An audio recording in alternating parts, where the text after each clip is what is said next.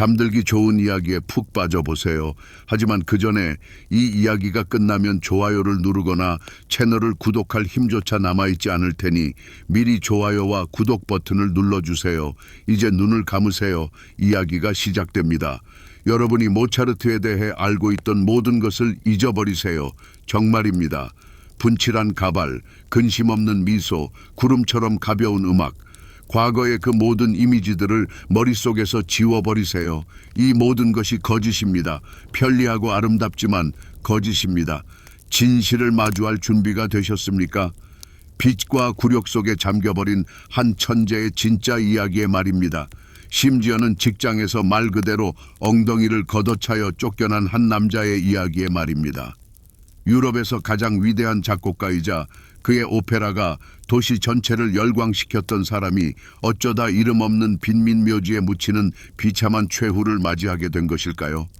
그의 진짜 적은 누구였을까요? 장담하건대 살리에리는 아니었습니다. 진실은 훨씬 더 끔찍하고 훨씬 더 가까이에 있습니다. 그의 신성한 음악 뒤에는 무엇이 숨겨져 있었을까요? 그를 괴롭혔던 악마들은 무엇이었을까요? 그리고 결정적인 순간에 그는 평생의 가장 큰 꿈을 배신했다는 것이 사실일까요? 오늘은 단순히 그의 음악을 듣는 것으로 끝나지 않을 것입니다. 우리는 하나의 전설을 해부할 것입니다. 그가 어떻게 그런 음악을 만들었는지 이해하기 위해 그의 뇌를 해체하듯 분석해 볼 것입니다. 그의 수입 장부를 들여다보며 가난한 예술가라는 이야기가 왜 가장 큰 거짓말인지 제가 여러분께 증명해 보일 것입니다. 약속하건대 이 영상을 본 뒤로는 여러분은 더 이상 모차르트를 예전과 같은 눈으로 바라보지 않게 될 것입니다. 그러니 끝까지 시청해 주십시오. 진실은 여러분이 상상하는 것보다 훨씬 더 복잡하고 극적이며 충격적일 것입니다. 1791년 12월 5일 춥고 음산한 날 빈의 거리를 따라 아주 작은 장례 행렬이 움직였습니다. 소박한 소나무관 뒤로는 5명도 차례되지 않는 사람들이 따르고 있었습니다. 화려한 추도사도 장엄한 음악도 슬퍼하는 조문객의 무리도 없었습니다. 그의 시신은 성 마르크스 공동묘지의 빈민 공동묘지에 안치되었고 이내 쏟아지는 비와 눈이 마지막 흔적마저 완전히 지워버렸습니다. 그렇게 볼프강 아마두스 모차르트가 묻혔습니다.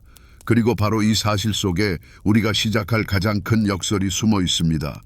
이미 당시에도 그의 이름이 음악적 천재성의 대명사였고 그의 오페라는 매번 만원 관객을 동원했으며 그의 멜로디는 계몽된 유럽 전역에서 불리던 사람이 어찌하여 이름 없는 구덩이에서 마치 가난한 불황자처럼 생을 마감할 수 있었을까요? 우리는 초콜릿 상자 속 모차르트의 이미지에 익숙해져 있습니다. 분칠한 가발, 근심 없는 미소, 마치 신의 웃음소리가 악보에 새겨진 듯한 음악 말입니다. 가벼움, 우아함, 신성한 영감. 하지만 이 빛나는 외면 뒤에는 믿을 수 없는 긴장감, 끊임없는 생존을 위한 투쟁, 굴욕적인 빛, 그리고 명성의 정점에서 찾아온 압도적인 외로움의 역사가 숨겨져 있습니다. 그의 실제 삶은 작품 속 조화와는 무한히 거리가 멀었습니다. 그리고 바로 이 신화와 현실 사이의 간극에 그의 현상을 이해하는 열쇠가 숨겨져 있습니다. 그러니 저희 이야기의 장르를 미리 밝혀두겠습니다. 이것은 단순히 신동의 삶을 다룬 전기문도 아니요 졸음을 유발하는 음악사 강의도 아닐 것입니다. 오히려 이것은 불완전한 세상과 맞서 싸운 자유로운 천재의 심리 드라마이자 끊임없는 혼돈, 압박, 그리고 질병 속에서 어떻게 인류 역사상 가장 완벽하고 조화로운 음악이 탄생할 수 있었는지에 대한 지적 탐사가 될 것입니다. 그리고 여기서 저를 가장 놀라게 하는 것은 비극적인 그의 최후나 그의 교향곡이 지닌 신성한 아름다움 그 자체가 아닙니다. 저를 경탄하게 하는 것은 그의 내면 세계가 지닌 대담함입니다. 한번 생각해 보십시오. 그를 둘러싼 세상은 빛, 음모, 가족 비극, 그리고 육체적인 고통이라는 혼돈의 도가니였습니다. 그런데도 바로 그 순간에도 그의 뇌는 완벽하게 조율된 기계처럼 절대적인 질서와 논리, 그리고 빛이 지배하는 완벽한 음악적 우주를 구축하고 있었습니다. 이것은 단순한 영감을 넘어선 잔혹한 현실로부터 자신을 순수한 조화의 벽으로 분리시킨 놀라운 내면의 힘이라고 할 수 있습니다. 이것은 우리에게 한 가지 중요한 질문을 던집니다. 그의 천재성은 모든 어려움에도 불구하고 존재했던 하늘의 선물이었을까요? 아니면 오히려 이 끊임없는 압박, 인간 능력의 한계 속에서 생존하고 창조해야 했던 이 필요성이 그의 재능에 불꽃을 지핀 연료였을까요? 어쩌면 그의 음악은 현실로부터의 도피가 아니라 고통과 괴로움을 수학적으로 정교한 아름다움으로 변모시키며 현실의 혼돈을 질서화하는 유일한 방법이었을지도 모릅니다. 저는 여러분을 단순히 관객이 아니라 이 지적인 탐사의 참여자로 초대합니다. 우리는 함께 이 기적의 엔진룸을 들여다보고 그의 천재성이 작동하는 방식을 분석하며 그의 창작 활동의 경제성과 모든 음표 뒤에 숨겨진 개인적인 드라마를 이해하려고 노력할 것입니다. 우리의 목표는 그의 음악의 비밀뿐만 아니라 이 땅을 걸었던 가장 놀라운 인물 중 한 명의 삶을 지배했던 논리를 풀어내는 것입니다. 모차르트의 천재성을 이해하기 위해서는 단순히 날짜와 사실을 아는 것만으로는 부족합니다. 우리는 그의 시대를 느끼고 그의 공기를 들이마셔야 합니다. 잠시 눈을 감고 18세기 빈의 소리에 귀 기울여 봅시다. 이곳은 조용한 박물관이 아닙니다. 모든 것을 집어삼키는 엄청난 불협화음의 공간입니다. 시간을 알리는 교회 종소리의 멜로디컬한 울림을 뚫고 자갈길 위로 쇠붙이 바퀴가 끊임없이 덜컹거리는 소리가 터져 나옵니다. 수천 마리 말발굽 소리, 뜨거운 파이나 물을 외치는 거리 상인들의 큰 목소리, 그리고 멀리서 들려오는 대장간 망치 소리가 끊임없이 이어집니다. 그리고 궁전의 홀에서는 완전히 다른 음악이 울려 퍼집니다.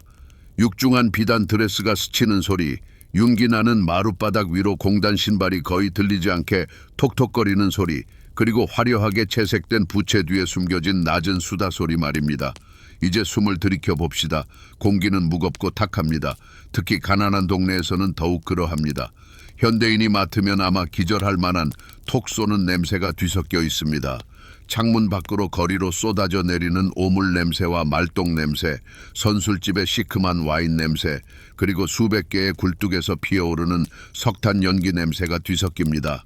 하지만 이 막을 뚫고 가끔은 가까운 빵집에서 갓 구운 빵 냄새가 풍겨 나오기도 합니다. 그러나 귀족들의 살롱은 완전히 다른 세상입니다. 이곳의 공기는 귀부인과 신사들이 씻지 않은 몸의 냄새를 감추려 사용했던 무겁고 숨막히는 꽃 향수와 분 냄새로 가득합니다. 여기에 무도회장을 밝히는 수백 개의 촛불에서 녹아내리는 밀랍의 달콤하고 은은한 냄새가 더해집니다. 그 시대 사람들의 의식 속에는 몇 가지 흔들림 없는 문화적 코드가 박혀 있었습니다. 이 코드를 이해하지 못하면 우리는 아무것도 이해할 수 없을 것입니다. 첫 번째이자 가장 중요한 것은 신성한 위계 질서의 개념입니다.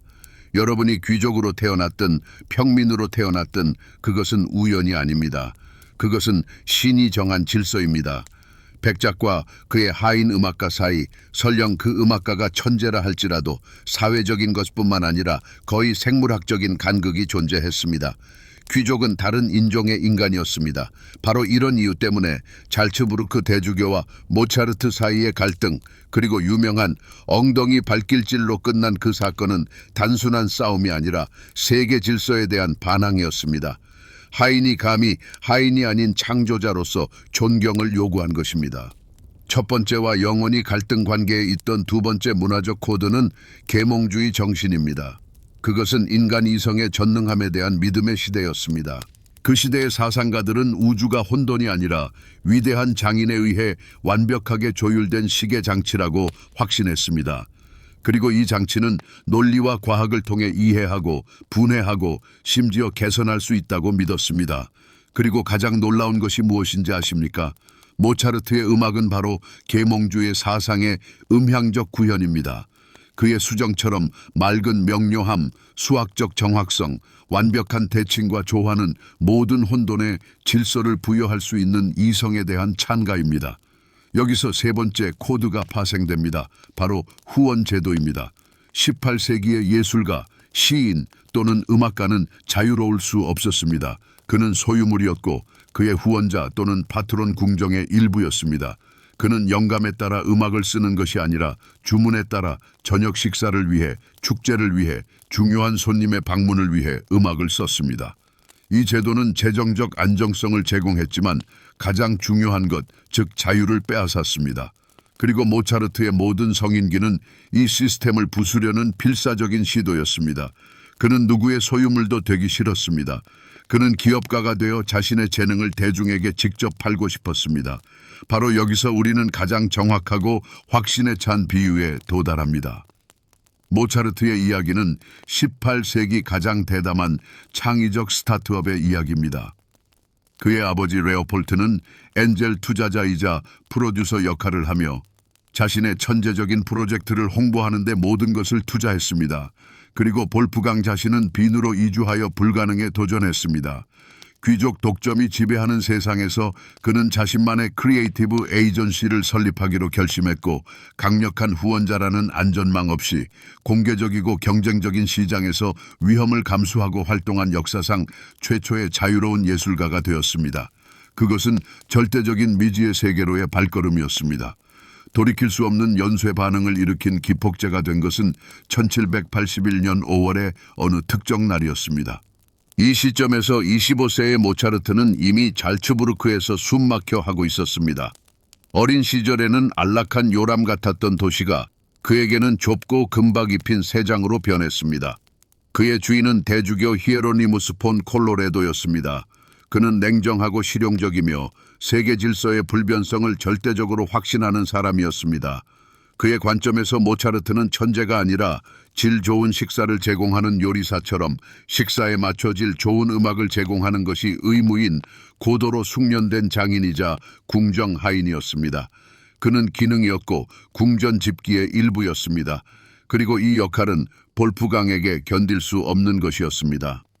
마지막 한 방울은 대주교가 모차르트에게 증오스러운 잘츠부르크로 즉시 돌아오라고 요구한 것이었습니다. 모차르트는 빈에서 콘서트를 열고 진정한 창작 생활의 맛을 보고 있었기에 거절했습니다. 그 후 굴욕적인 만남과 논쟁 그리고 최후 통첩이 이어졌습니다. 모차르트는 사직서를 제출했습니다. 거절당했습니다. 그는 다시 제출했습니다. 그리고 그때 과거와의 단절을 상징하는 사건이 벌어졌습니다.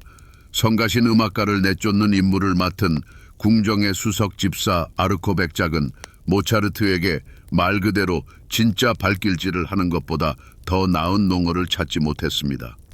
이 순간 하인 모차르트는 죽고 자유로운 예술가 모차르트가 탄생했습니다. 이 발길질은 단순히 모욕이 아니라 운명이 그의 독립선언문에 서명한 획과 같았습니다. 그리고 바로 여기서 역사를 바꾼 위대한 아이디어, 그 역사의 엔진이 등장합니다. 빈으로 이주한 모차르트는 단순히 거주지를 바꾼 것이 아닙니다. 그는 그 시대에 혁명적이고 지극히 대담한 일을 현실로 만들기로 결심했습니다. 바로 역사상 최초의 프리랜서 작곡가가 되는 것이었습니다. 오해하지 마십시오. 이것은 오늘날의 재택근무로의 전환과는 달랐습니다. 18세기에는 예술가에게 두 가지 길밖에 없었습니다. 부유한 후원자를 찾아 그의 소유물이 되거나 아니면 굶어 죽는 것이었습니다. 안정적인 급여, 주거, 음식, 주문, 이 모든 것을 귀족 고용주가 제공했습니다. 이것을 거부하는 것은 공허 속으로 발을 내딛는 것을 의미했습니다. 하지만 모차르트는 완전히 새로운 모델을 제안했습니다. 그는 자신의 천재성이 단순한 기술이 아니라 자본이라고 결정했습니다. 그리고 그는 이 자본을 자신에게 투자하기로 했습니다. 그는 직접 아카데미라고 불리는 구독형 콘서트를 조직하여 대중에게 직접 티켓을 팔 것입니다. 그는 자신의 작품을 위한 출판사를 직접 찾고 오페라 공연에 대해 직접 협상하며 빈의 가장 부유한 학생들에게 직접 개인 레슨을 제공할 것입니다. 그는 본질적으로 세계 최초의 자신을 위한 브랜드를 만들었습니다. 여기서 제품은 그의 음악이었고 목표 고객은 변덕스러운 한 귀족이 아니라 도시 전체였습니다. 절대주의 시대에 이것은 전례 없는 대담함이었습니다. 이 소식은 폭탄이 터진 듯한 효과를 냈고 당시 사람들의 반응은 환호와는 거리가 멀었습니다. 무엇보다 가장 경악한 사람은 그의 아버지 레오폴트였습니다. 아들에게 궁정에 따뜻하고 권위 있는 자리를 마련해주기 위해 평생을 바친 구식 사람인 그에게 이 행동은 순수한 광기였습니다. 그는 편지에서 애원하고 위협하고 저주했습니다. 그는 이것을 용기가 아니라 오만함으로, 자유를 향한 열망이 아니라 책임을 회피하려는 유아적인 욕망으로 보았습니다. 그는 강력한 후원자 없이는 천재적이지만 비실용적인 아들이 빈의 잔혹한 음모의 세계에서 필연적으로 몰락할 것이라고 확신했습니다. 갓 빈에 입성한 자유로운 예술가 모차르트 역시 빈에서 두 팔 벌려 환영받지는 못했습니다. 안토니오 살리에리와 같은 빈의 음악계 유력 인사들은 그를 동료로 인정하기보다는 위험한 경쟁자로 여겼습니다. 변방에서 온 건방진 시녀인 그는 수백 년 묵은 불문율을 깨트리며 기존의 확고한 체계를 뒤흔들 위협적인 존재였습니다. 제자들을 빼앗고 가장 좋은 일감을 독차지하며 명성마저 가로챌 수 있었죠. 그의 등장은 환영받기는커녕 음악계를 긴장하게 만들었습니다. 그는 이방인이자 오랜 관습을 거스르는 파격적인 존재로 모두를 불안하게 만들었습니다. 이처럼 모차르트는 잘츠부르크로 돌아갈 다리를 완전히 불태워버린 것 이상이었습니다. 그는 의도적으로 다리라는 개념 자체를 폭파시켜버린 것이나 다름없었습니다.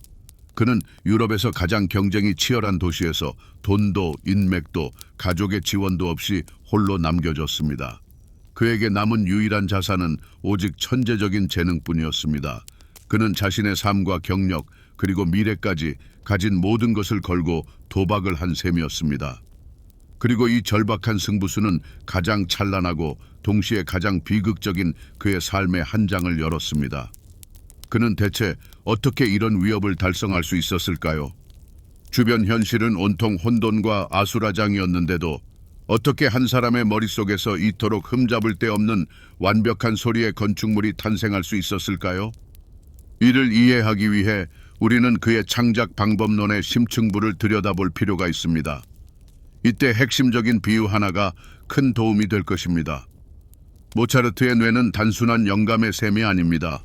그것은 완벽하게 최적화된 생체 컴퓨터로 동시에 여러 작업을 처리하는 멀티태스킹 모드로 작동했습니다. 그는 동시에 여러 개의 가장 복잡한 음악적 구조를 작업 기억 속에 유지하고 그것들을 처리하고 완성시키며 거의 완성된 형태로 악보에 옮겨 적을 수 있었습니다. 이는 순간적인 영감이 아니라 하나의 과정이었습니다. 거의 공학적인 수준이었죠.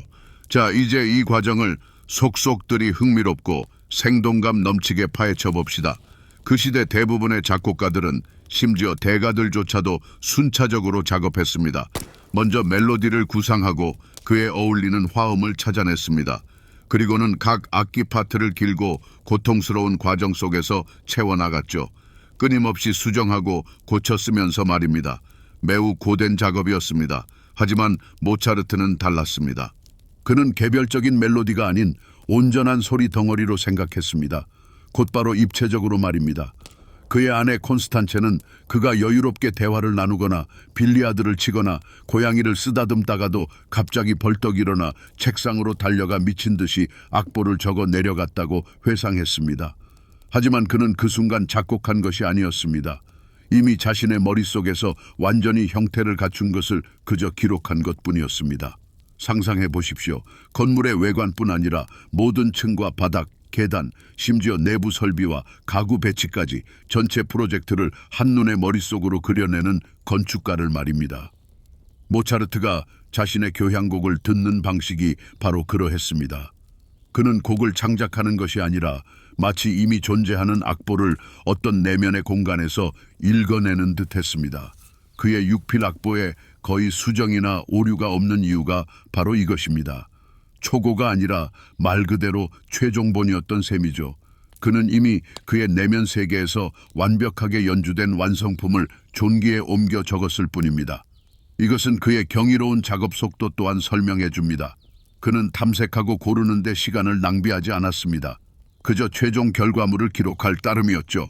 모차르트의 독창성이 얼마나 뛰어났는지 이해하기 위해 이 과정을 단계별로 시각화해 봅시다. 첫 번째 단계는 주문을 받거나 내면의 충동이 발생하는 것입니다. 이것이 프로그램을 가동시키는 진입점이죠. 예를 들어 새로운 오페라 주문이 들어왔다고 가정해 봅시다. 그의 뇌는 즉시 대본, 등장인물들의 성격, 극적인 갈등을 분석하기 시작했습니다. 두 번째 단계는 배경 데이터 처리입니다. 모차르트는 산책을 하거나 친구들과 어울리거나 카드 게임을 하는 등 무엇이든 할 수 있었습니다. 하지만 그의 의식 깊은 곳에서는 이미 끊임없이 계산이 이루어지고 있었습니다. 프로세서는 음색을 선택하고 화성 진행을 구성하며 아리아와 앙상블을 조립하여 하나의 극적인 구조로 통합했습니다. 이것은 주변 사람들에게는 보이지 않는 거대한 마쿠 작업이었습니다. 세 번째 단계는 완전한 내면의 시각화입니다. 어느 순간 서곡부터 마지막 합창까지 오페라 전체가 완성되었습니다. 모든 악기, 모든 목소리가 그의 머릿속에서 세부적으로 울려 퍼졌습니다.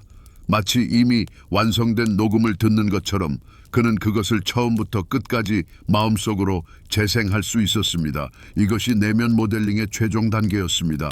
네 번째 단계는 물리적 매체로의 출력입니다. 그리고 나서야 그는 책상에 앉았습니다. 악보를 기록하는 과정은 그저 기계적인 작업, 스스로에게 받아쓰기를 하는 것과 같았습니다. 그는 다음에 어떤 음표를 놓을지 생각하지 않았습니다. 그저 자신의 기억 속에 저장된 음향 파일을 악보 용지로 옮겨 적을 뿐이었습니다. 그가 여러 작품을 동시에 작업할 수 있었던 이유가 바로 이것입니다. 예를 들어 그가 한 현악 사중주를 기록하는 동안 그의 머릿속에서는 이미 다음 피아노 소나타가 컴파일되고 있었습니다. 이것은 마치 여러 개의 창을 열어놓고 작업하는 컴퓨터와 같았습니다. 그는 단지 작업을 전환할 뿐 맥락을 잃지 않았습니다. 이것은 마법이 아니었습니다. 탁월한 기억력과 절대 음감을 바탕으로 한 천재적인 사고의 조직력이었습니다. 이러한 공학적인 접근 방식은 그의 음악이 가진 또 다른 수수께끼, 즉 보편성 또한 설명해 줍니다. 그는 단순히 천재적인 멜로디를 작곡한 것이 아니었습니다. 그는 완벽하게 작동하는 보편적인 구조, 즉 이상적인 음악적 공식을 창조했습니다. 그는 아무리 단순한 동요라도 어떤 주제든 가져와 그 위에 가장 복잡하고 눈부신 변주곡을 구축할 수 있었습니다. 그는 단순한 예술가가 아니었습니다. 그는 인간 감정의 위대한 설계자이자 공학자였으며 조화를 표현하는 보편적인 코드를 찾아냈습니다. 그리고 이 코드는 시대와 문화를 막론하고 모두에게 이해되었습니다. 우리는 모차르트의 오페라에 감탄하지만 작곡가가 다음 걸작을 정신없이 만들어내는 동안 누가 오케스트라의 모든 악보를 필사했는지는 거의 생각하지 않습니다. 사실 그것은 지옥 같은 작업이었습니다. 구체적인 사실을 통해 역사를 상기해 봅시다. 돈 조반니와 같은 오페라를 초연하려면 수천 페이지에 달하는 악보를 펜과 잉크로 손수 베껴야 했습니다. 각 연주자, 각 바이올린, 각 플루트, 각 성악가의 파트까지 이 모든 것이 수십 번씩 다시 쓰였습니다. 그리고 이 일을 주로 그의 아내 콘스탄체가 했습니다. 이 장면을 한번 상상해 보십시오. 깊은 밤, 방에는 촛불이 꺼져가고 천재는 창자결에 휩싸인 후 잠들어 있습니다. 그리고 그의 아내는 피로를 무릅쓰고 책상에 앉아 펜을 잉크병에 담그고 끝없이 이어지는 음표들을 종이에 옮겨 적습니다. 아침까지 오케스트라가 악보를 받을 수 있도록 말이죠. 이 거대하고 눈에 띄지 않는 작업이 없었다면 어떤 초연도 불가능했을 것입니다. 여기서 우리는 모차르트의 천재성이 빛을 발할 수 있도록 도왔던 겉으로 잘 드러나지 않는 영웅들에게 시선을 돌려야 합니다. 첫 번째이자 가장 중요한 인물은 단연 콘스탄체 베버입니다.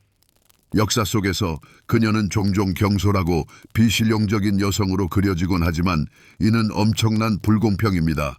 그녀는 모차르트의 수석 매니저이자 회계사, 필경사, 간병인이자 심리치료사 역할을 한 인물이었습니다. 그녀가 출판사와 협상하고 작곡료를 받아내고 끝없는 빚을 관리하며 어떻게든 살림을 꾸려나갔습니다. 그녀는 모차르트의 섬세한 내면 세계를 가혹한 현실로부터 보호하는 완충제였습니다. 그녀가 있었기에 모차르트는 창작 활동을 할 수 있었던 것입니다. 그리고 그가 세상을 떠난 후 콘스탄체는 비범한 사업 수완을 발휘하여 그의 유고를 보존하고 작품 출판을 주도하며 사실상 그의 사후 세계적 명성의 토대를 다졌습니다. 그녀는 단순한 천재의 아내가 아니라 그의 유산의 공동 건축가였습니다. 두 번째 인물은 빈 시절의 진정한 숨은 실세였던 바론 고트프리트 판 슈비텐입니다. 그는 고위 외교관이자 예술 후원자였으며 당시 유행하는 음악이 아닌 열정적인 음악 애호가였습니다. 그는 바흐와 핸델 같은 잊혀진 바로크 거장들에게 심취해 있었습니다. 그의 저택에는 이 복잡하고 다성적인 음악을 듣고 분석하기 위해 소수의 감식가들이 모였습니다. 바로 이 판 슈비텐이 모차르트에게 요한 제바스티안 바흐의 작품을 소개해 주었습니다. 그리고 이 만남은 마치 폭탄이 터진 듯한 파급 효과를 가져왔습니다. 모차르트는 충격에 휩싸였습니다. 스스로를 거장이라 여겼던 그가 갑자기 복잡한 대위법과 푸가의 광대한 세계를 발견한 것입니다. 이는 마치 천재적인 서정 시인이 갑자기 위대한 철학자의 저술을 접하게 된 것과 같았습니다. 바흐의 영향으로 모차르트의 음악은 놀라운 깊이와 힘, 그리고 극적인 요소를 얻게 되었습니다. 레퀴엠을 포함한 그의 후기 걸작들은 이러한 영향 없이는 불가능했을 것입니다. 판 슈비텐은 단순한 후원자가 아니었습니다. 그는 모차르트에게 새로운 지평을 열어주고 그의 천재성이 완전히 다른 차원으로 도약하도록 도운 지적 촉매였습니다. 이제 우리의 이야기를 현실에 발붙이게 하고 이 신성한 소리가 어떤 환경에서 탄생했는지 보여줄 놀라운 일상적 세부 사항을 살펴봅시다. 모차르트와 콘스탄체는 생애 마지막 몇 년 동안 너무나 가난해서 어느 겨울날에는 땔감 살 돈조차 없었습니다. 그들의 친구가 방문했을 때 충격적인 광경을 목격했습니다. 방은 난방이 되지 않아 입에서 입김이 나왔습니다. 그리고 방 한가운데서 조금이라도 몸을 녹이려고 볼프강과 콘스탄체가 춤을 추고 있었습니다. 왈츠도 미뉴에트도 아닌 그저 얼어 죽지 않으려고 서로를 안고 폴짝폴짝 뛰고 빙글빙글 돌고 있었습니다. 이 장면에는 그의 삶의 모든 비극과 모든 위대함이 담겨 있습니다. 그가 아마도 불멸의 레퀴엠이나 마술피리의 밝은 선율을 작곡하던 바로 그 시기에 그의 몸은 문자 그대로 추위에 얼어붙고 있었던 것입니다. 가장 위대한 화음은 일상의 지옥 한가운데서 태어났습니다. 바로 이러한 사람들과 세부 사항들이 우리에게 천재성이 결코 진공 상태에서 존재하지 않는다는 것을 보여줍니다. 그것은 항상 인간적인 요소에 둘러싸여 있습니다. 모든 위대한 작품 뒤에는 영감과 재능뿐만 아니라 필경사의 밤샘 작업, 후원자의 현명한 조언, 그리고 차갑고 무관심한 빈 한가운데서 서로를 따뜻하게 해주려 애쓰는 두 얼어붙은 사람들의 절박한 춤이 숨어 있습니다. 그의 대담한 계획은 성공하는 듯 보였습니다. 1780년대 중반 모차르트는 빈의 왕이었습니다. 그의 스타트업은 엄청난 수익을 올리고 있었습니다. 그는 도심의 호화로운 아파트에 살았고 오스트리아 수도의 모든 명사들이 모이는 화려한 아카데미를 주최했으며 그의 오페라는 최고의 무대에 올려졌습니다. 그는 명성, 돈, 그리고 무엇보다도 창작의 자유라는 꿈꾸던 모든 것을 이루었습니다. 그가 구축한 시스템은 스위스 시계처럼 정확히 작동했습니다. 그는 천재적인 작품을 만들었고 대중은 열광적으로 그것을 구매했습니다. 그는 세상의 정점에 서 있었습니다. 그러나 바로 이 승리의 순간 퍼펙트 스톰이 몰아닥쳤습니다. 그가 공들여 쌓아 올린 모든 구조를 무너뜨리는 일련의 상황들이 겹친 것입니다. 첫 번째 타격은 전쟁이었습니다. 1788년 오스트리아 제국은 터키와의 길고 파괴적인 전쟁에 돌입했습니다. 멀리 발칸반도에서 벌어진 이 분쟁은 빈의 문화 생활에 재앙적인 결과를 가져왔습니다. 모든 경제는 전쟁 체제로 전환되었습니다. 콘서트의 주요 후원자이자 티켓 구매자였던 귀족들은 전선으로 떠나거나 모든 돈을 군수물자에 썼습니다. 사치는 부적절한 것이 되었습니다. 도시는 암울한 절약과 불안감에 휩싸였습니다. 음악살롱은 텅 비었고 콘서트는 취소되었습니다. 모차르트의 빈 스타트업에 활력을 불어넣던 돈의 흐름이 갑자기 말라버린 것입니다. 두 번째 타격은 바로 대중으로부터 왔습니다. 빈의 청중들은 변덕스럽고 까다롭기로 악명이 높았습니다. 그들은 모차르트의 음악이 가볍고 화려하고 유행에 맞을 때는 그를 열렬히 사랑했습니다. 하지만 그의 천재성은 멈추지 않았습니다. 그의 작품은 점점 더 복잡해지고 깊어지고 극적으로 변해갔습니다. 프라하에서 성공적으로 받아들여졌던 오페라 돈 조반니는 빈 청중에게 너무 어둡고 난해하게 느껴졌습니다. 그의 후기 교향곡들, 이 거대한 음악적 성당들은 우아한 장신구에 익숙해진 귀에는 너무 복잡했습니다. 모차르트는 시대를 앞서갔고 그의 청중은 단순히 그를 이해하지 못하게 되었습니다. 그는 그들에게 너무 똑똑한 존재가 된 것입니다. 유행을 선도하는 우상에서 이해받지 못하는 천재로 전락했는데 18세기 쇼 비즈니스 세계에서는 이것이 상업적 자살이나 마찬가지였습니다.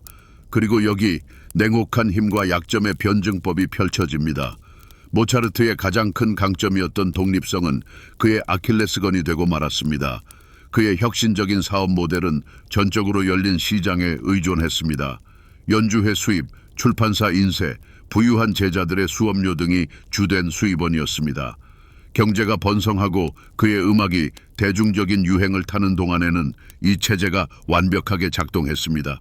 하지만 전쟁의 무게 아래 시장이 붕괴하고 시대의 유행이 변하자 모차르트는 어떠한 안전망도 없이 홀로 남겨졌습니다.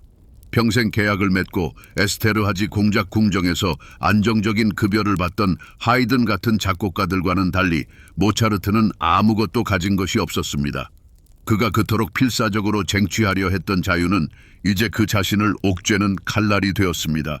이제 그 자유는 굶어 죽을 자유만을 의미할 뿐이었습니다. 굴욕적인 빈곤의 시기가 시작된 것입니다. 친구이자 프리메이슨 단원이었던 미헬 푸흐베르크에게 보낸 그의 편지들이 남아있는데 이는 참으로 참혹한 기록입니다. 온 유럽의 이름이 떨치던 시대의 위대한 작곡가가 병든 아내를 위해 음식이나 약을 살 몇 굴ден을 빌려달라고 애원했습니다. 그는 자신의 치욕과 절망 그리고 구걸해야만 하는 수치심에 대해 썼지만 다른 선택의 여지가 없었습니다. 이는 그의 자존심에 치명적인 상처를 입힌 것이었습니다. 작곡하고 연주하고 수익을 창출하는 그가 세웠던 체제가 삐걱거리기 시작했습니다. 그는 빈의 중심계에서 벗어나 외곽의 허름한 아파트로 이사할 수밖에 없었습니다. 어떤 수입이든 찾아 필사적으로 헤매다 이전 같으면 경멸하며 거절했을 자질구레한 주문들까지 떠맡았습니다. 1789년에 그는 새로운 후원자를 찾기 위해 독일의 여러 도시를 길고 힘겹게 여행했지만 거의 빈손으로 돌아왔으며 몸은 더욱 병들고 지쳐 있었습니다. 그의 창조적인 엔진은 한계에 다다랐지만 그 동력권이 되어야 할 돈과 명성은 바닥을 드러냈습니다.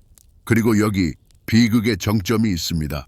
이러한 재정적 파탄과 대중의 망각 속에서 1788년 여름 불과 6주 만에 그는 자신의 마지막이자 가장 위대한 새 교향곡인 제3-19번, 제4-10번 그리고 주피터라 불리는 제4-11번을 창조합니다.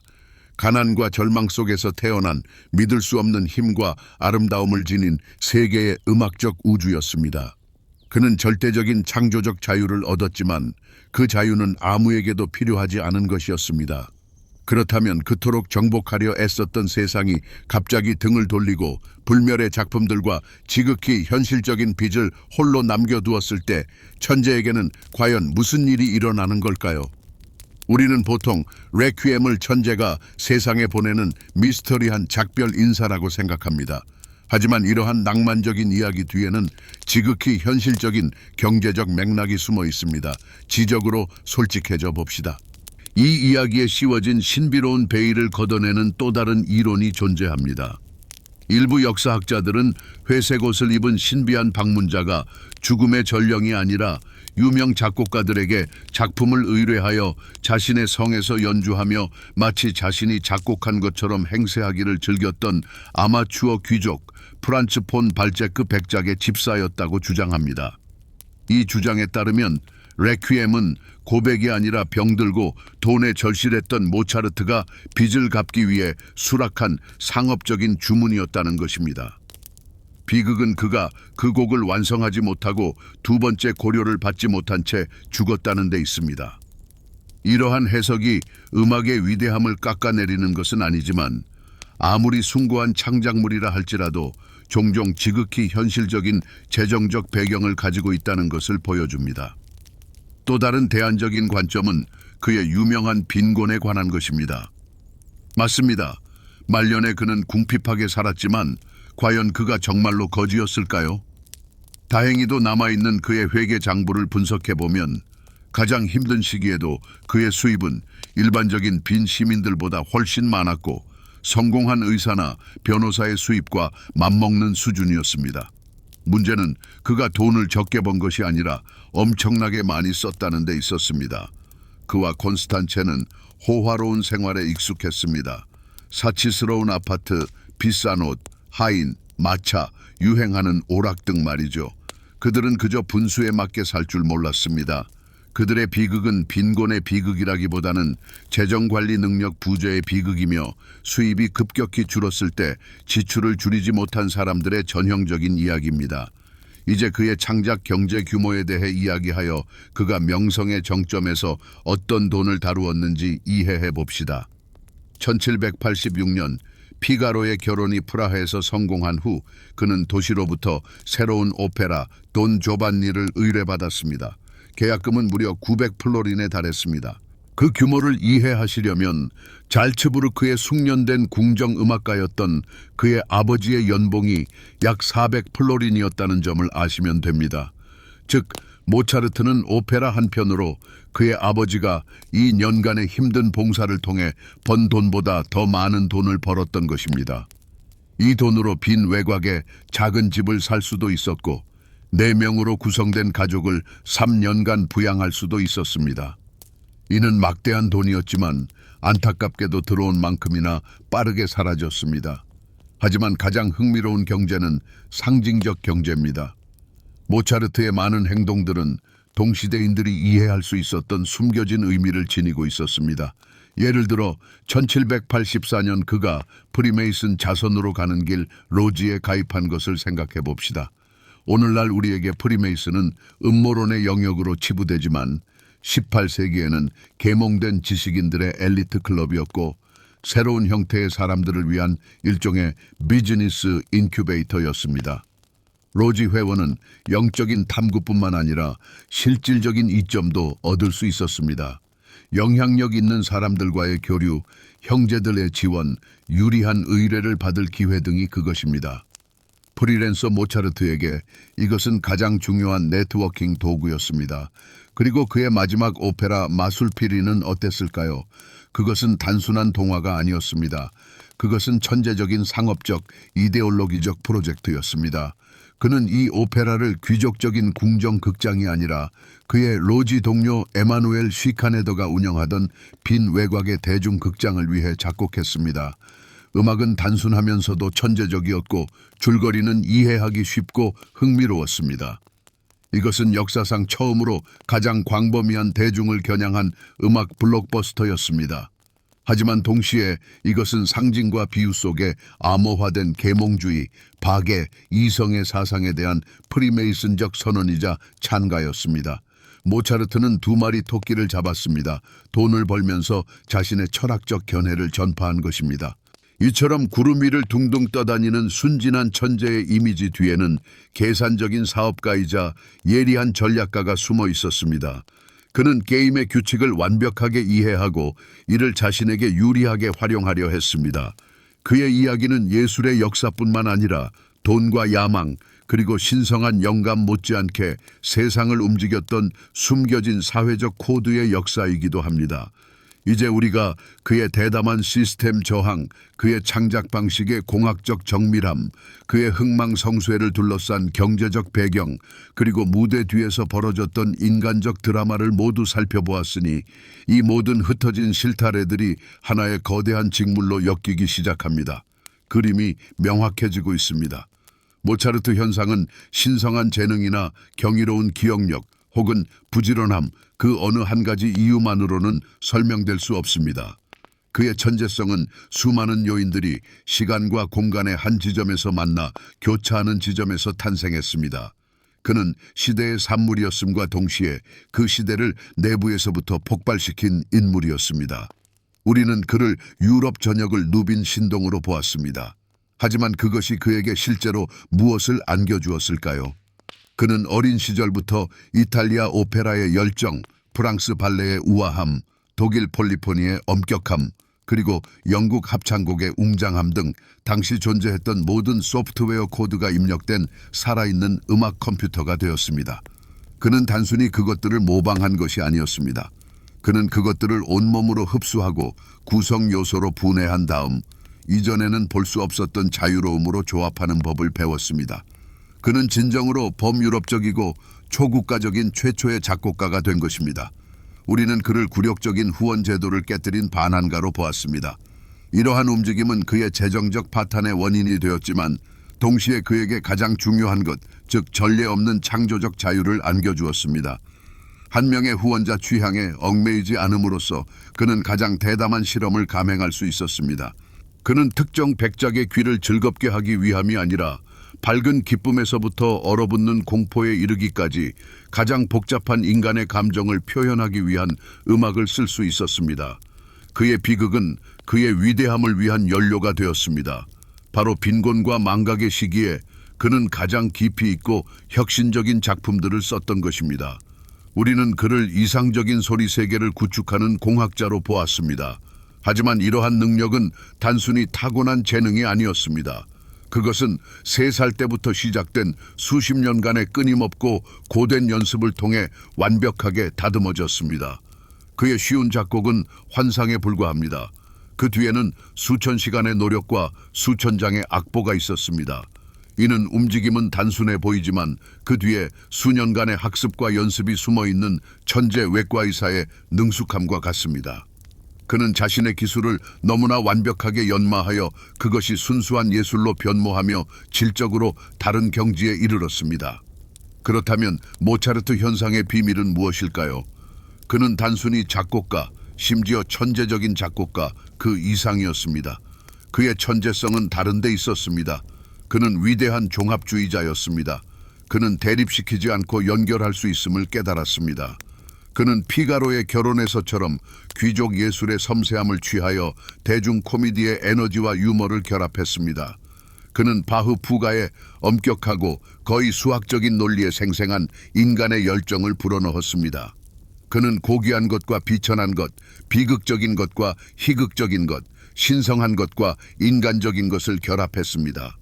그는 단순히 음악을 창조한 것이 아니었습니다. 그는 다리를 놓았던 것입니다. 그의 오페라는 단순히 아름다운 아리아들의 모음이 아닙니다. 그것은 음악이 말 뒤에 숨겨진 것을 드러내는 매우 복잡한 심리 드라마입니다. 그의 교향곡은 단순히 조화로운 소리가 아니라 삶과 죽음, 존재의 의미에 대한 철학적 논문입니다. 그는 음악이 한마디 말도 없이 가장 복잡한 것들을 이야기할 수 있다는 것을 보여주었습니다. 그는 음악을 귀족의 일상을 보조하던 응용 기술에서 철학과 문학에 필적하는 최고의 예술 형식으로 변모시켰습니다. 그리고 이를 깨달을 때 우리는 그의 구상했던 진정한 규모를 이해하게 됩니다. 이것은 더 이상 단순한 음악이 아닙니다. 이것은 소리를 통해 우주를 이해하고 질서화하려는 시도입니다. 인간 열정의 혼돈 속에서 보편적인 조화의 법칙을 찾아내고 모든 모순이 해소되고 불협화음이 빛과 질서의 자리를 내주는 이상적인 세계를 창조하려는 것입니다. 이것은 티탄적인 거의 신적인 규모의 구상입니다. 그리고 가장 놀라운 것은 그가 그것을 해냈다는 사실입니다. 그는 우리에게 그 이상적인 세계의 설계도, 즉 그의 악보들을 남겼습니다. 그리고 우리가 그의 음악을 들을 때마다 우리는 잠시 동안 혼돈과 고통 속에서 한 인간의 의지로 창조된 절대적인 조화의 공간으로 들어가게 됩니다. 모차르트가 시작한 도미노 효과는 이후 음악사의 전반에 걸쳐 퍼져나갔고 그 파동은 오늘날 우리에게까지 이르고 있습니다. 그는 단순히 천재적인 작품들을 남긴 것이 아닙니다. 그는 작곡가라는 직업의 본질과 음악이 무엇을 할 수 있는지에 대한 개념 자체를 바꾸어 놓았습니다. 첫 번째 도미노는 루트비 힙한 베토벤이었습니다. 모차르트 사후 얼마 지나지 않아 빈에 도착한 베토벤은 그의 직접적인 후계자였습니다. 하지만 그는 음악적 스타일보다는 독립적인 창작자라는 바로 그 사상을 계승했습니다. 베토벤은 모차르트의 자유로운 예술가 모델을 절대적인 경지로 끌어올렸습니다.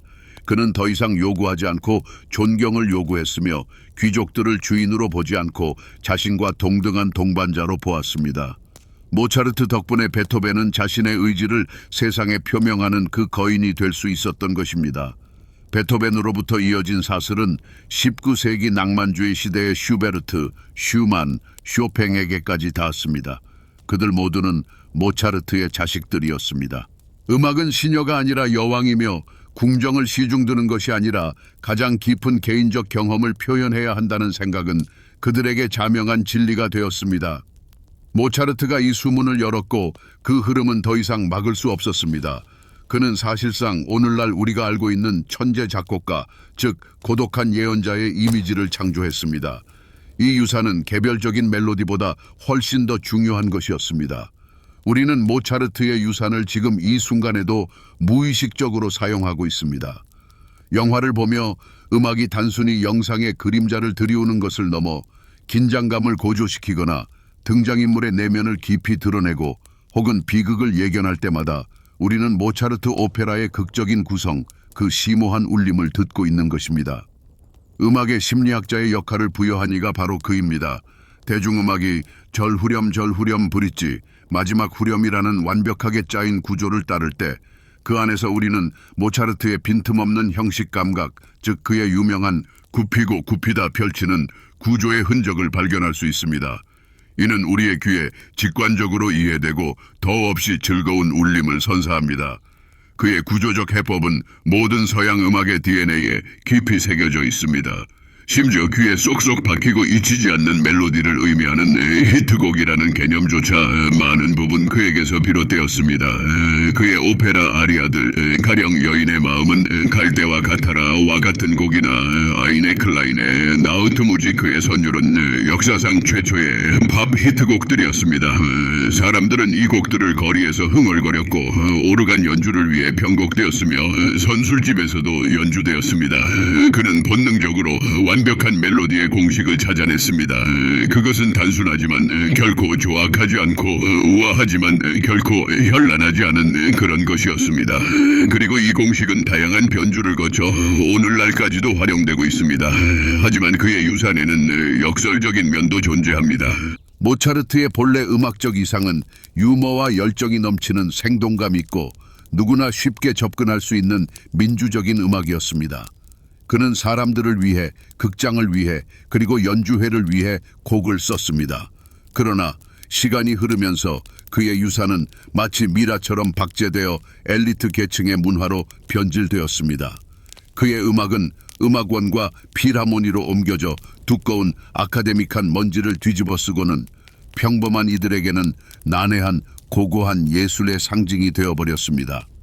그의 이름은 초콜릿과 기념품을 파는 상업적인 브랜드가 되었고 그 브랜드 뒤에 숨겨진 생기 넘치고 때로는 거칠며 삶으로 충만했던 인간 모차르트의 모습은 거의 사라져버렸습니다. 관습으로부터의 자유를 위해 싸웠던 그가 정작 자신은 하나의 관습이 되어버린 것입니다. 사람들에게 해방감을 안겨주어야 할 그의 음악은 많은 학생들에게 지루한 의무의 상징이 되고 말았습니다. 이것이 바로 핵심적인 역설입니다.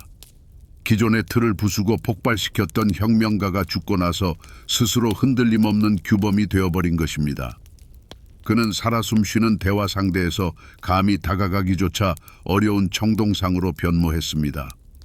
오늘날 우리의 과제는 바로 이 기념비에 덮인 금박과 녹청을 걷어내고 그의 음악 속에서 다시 한번 살아있는 인간의 심장 박동 소리를 듣는 것입니다.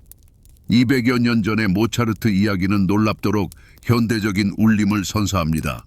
이 이야기를 우리의 현실에 대입해 볼까요? 21세기의 모차르트는 과연 누구일까요? 그는 거대 기업을 박차고 나와 자신만의 스타트업을 시작한 천재 프로그래머입니다. 안정된 에이전시 직장을 그만두고 프리랜서의 길을 택한 재능 있는 디자이너이기도 합니다. 혹은 음반사나 기획사를 거치지 않고 플랫폼을 통해 자신의 재능을 직접 수익화하려는 음악가나 블로거의 모습일 수도 있습니다. 모차르트의 이야기는 현대의 모든 크리에이티브 계층을 향한 선언이자 동시에 엄중한 경고이기도 합니다. 대주교에게서 벗어나기 위한 그의 독립투쟁은 우리 시대의 칼퇴근을 위한 투쟁과도 같습니다. 그의 구독형 아카데미는 바로 우리의 패트리온, 부스티 혹은 크라우드 펀딩과 같습니다. 돈을 빌려달라던 그의 절박한 편지들은 모든 프리랜서가 겪는 현금 유동성 위기에 대한 두려움과 다르지 않습니다. 그리고 오늘날에는 당신을 열광적으로 추앙하다가 내일이면 새로운 유행에 심취해 당신을 잊어버리는 변덕스러운 빈 시민들의 모습은 무자비하고 예측 불가능한 소셜미디어 알고리즘과 같습니다. 모차르트는 오늘날 우리가 긱 이코노미라 부르는 현상이 선사하는 아찔한 환희와 치명적인 위험을 직접 몸으로 겪어낸 최초의 인물이었습니다. 바로 이 지점에서 그의 삶이 던지는 결코 평범하지 않은 핵심 교훈이 명확하게 드러납니다. 그 교훈은 내면의 단단한 지지대 없이 외부적인 자유만을 좇는 것은 설령 더 넓고 화려한 우리일지라도 그저 한 감옥에서 다른 감옥으로 옮겨가는 것에 불과하다는 것입니다. 모차르트는 한 주인의 속박에서 벗어났지만 곧바로 수천 명의 주인, 즉 변덕스러운 대중의 취향, 경제 위기, 그리고 시장 상황의 노예가 되었습니다. 그는 원하는 대로 창작할 자유를 얻었지만 다음 주 월세 걱정에서 벗어날 자유는 잃었습니다. 하지만 바로 여기에 그의 진정한 위대함이 있습니다. 그는 다른 많은 이들과 달리 바로 그 내면의 지지대를 가지고 있었습니다. 시장이 그에게 등을 돌리고 그의 복잡한 음악이 더 이상 수입을 가져다 주지 않았을 때 그는 결코 굴복하지 않았습니다. 군중의 비위를 맞추기 위해 가볍고 상업적으로 성공할 만한 시시한 곡들을 양산하지 않았습니다. 오히려 바로 그 순간 가난과 망각 속에서 그는 자신의 가장 복잡하고 가장 타협하지 않으며 가장 천재적인 작품들을 써 내려갔습니다. 그는 선택을 했습니다. 성공을 희생하고 자신에게 충실한 길을 택했습니다. 그는 진정한 자유란 유행하는 것을 할 수 있는 능력이 아니라 그것을 위해 모든 것을 걸어야 할지라도 자신이 옳다고 믿는 것을 할 수 있는 용기임을 증명했습니다. 이 교훈은 예술 세계를 훨씬 뛰어넘습니다. 이는 모든 것이 투명하게 드러나고 좋아요에 목숨 거는 이 시대에 우리 각자에게 너무나도 절실한 교훈입니다. 우리는 상사의 승인을 얻기 위해 얼마나 자주 양심과 타협합니까? 트렌드에 맞추기 위해 그리고 사회적 인정을 얻기 위해 얼마나 자주 자신의 원칙을 버립니까? 모차르트의 이야기는 우리 안에 가장 무서운 후원자, 가장 잔혹한 대주교가 존재한다는 것을 상기시켜 줍니다. 그것은 바로 이해받지 못하고 거부당하고 성공하지 못할까 하는 우리 자신의 두려움입니다. 어쩌면 모차르트의 가장 큰 교훈은 어떻게 살아야 하는가가 아니라 삶의 역경에도 불구하고 어떻게 창조해야 하는가에 있을 것입니다. 자신만의 고통과 혼돈이라는 토대 위에 어떻게 조화의 대성당을 지어낼 수 있는가?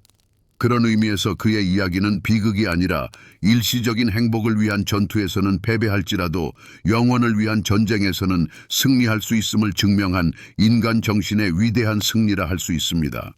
어떤 위대한 드라마에도 반드시 기량자가 있어야 합니다.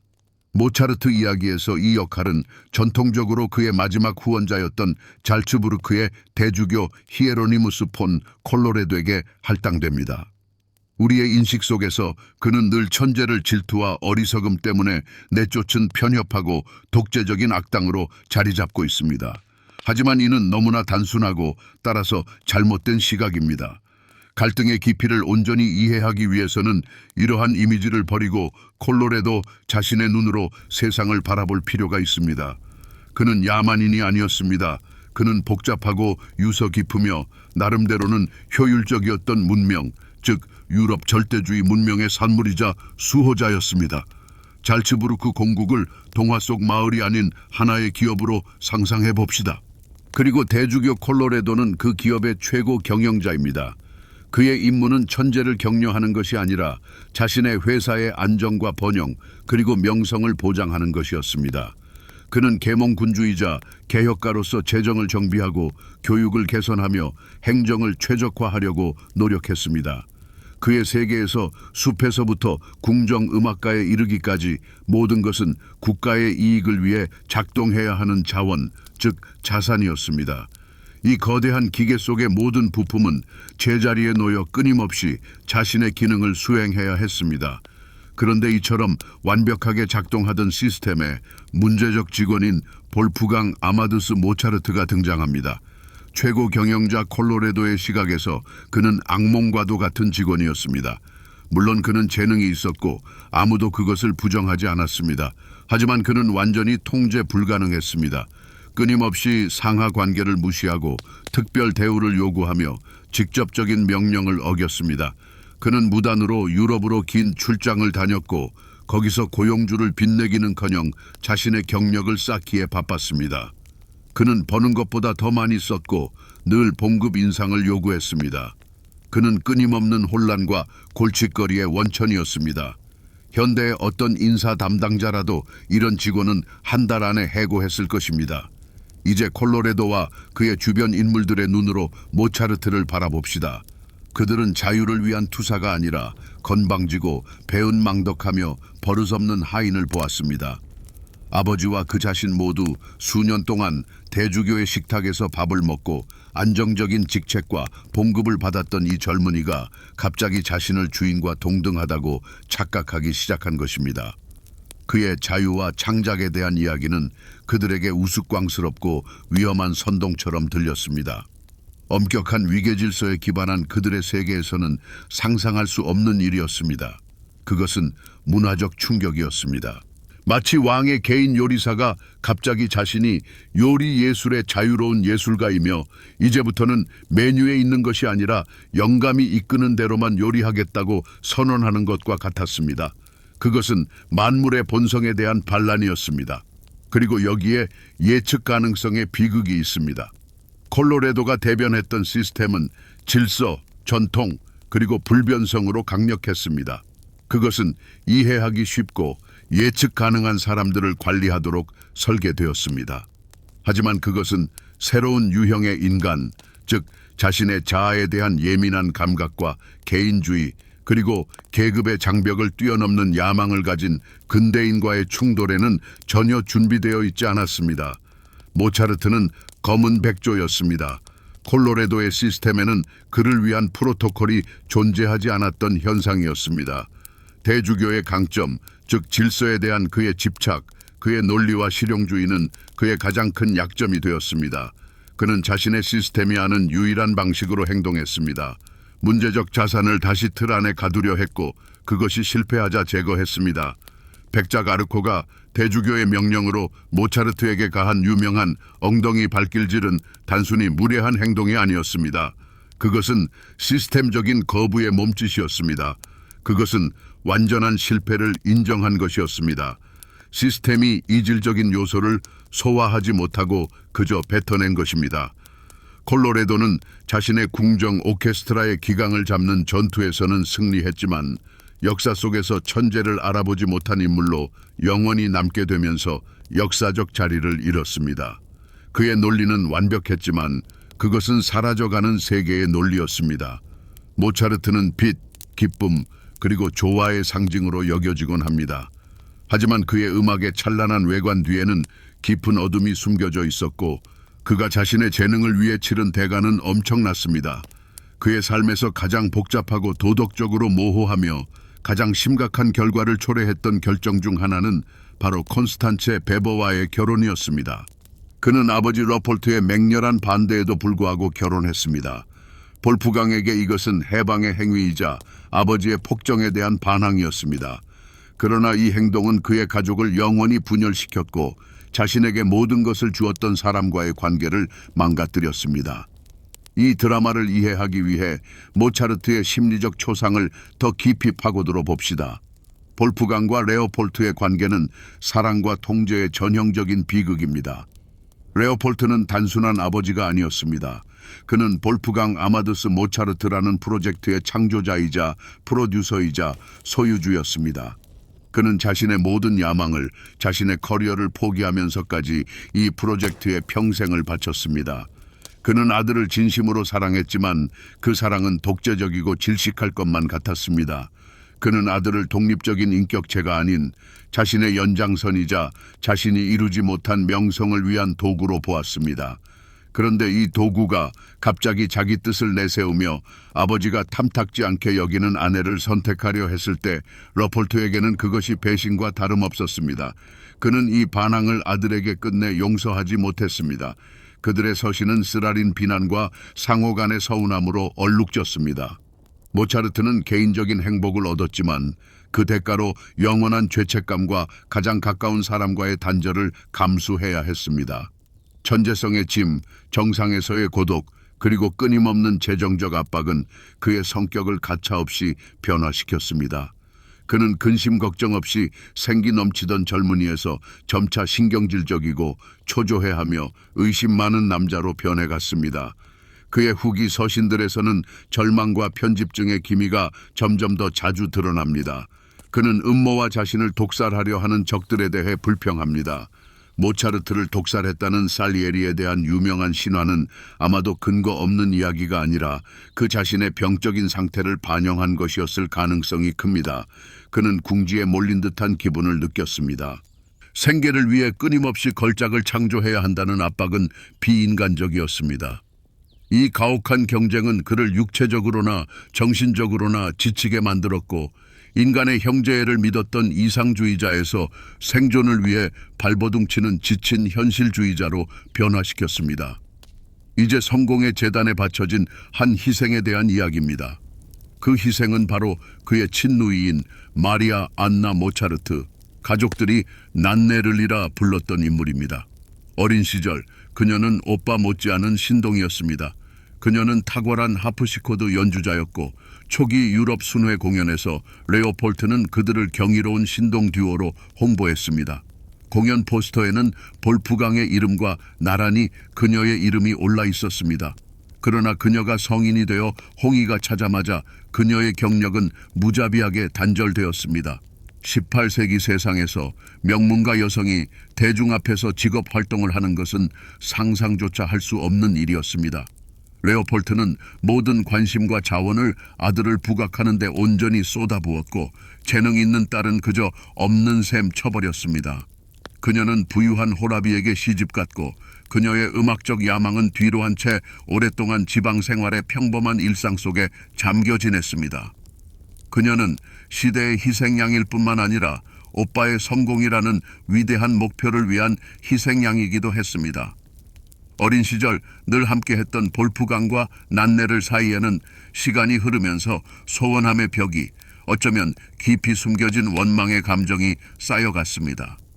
그녀의 이야기는 천재의 빛이 종종 길고 짙은 그림자를 드리우고 그 그림자 속에서 가장 가까운 이들의 운명마저 부서질 수 있다는 침묵의 비극적인 증언입니다. 모차르트 천재성의 대가는 그 자신의 고통뿐 아니라 누이 동생의 희생된 꿈으로도 치러진 셈입니다. 모차르트의 음악이 빈에 상륙했을 때 그것은 우호적인 융합이 아니라 문명 간의 거대한 충돌이었습니다.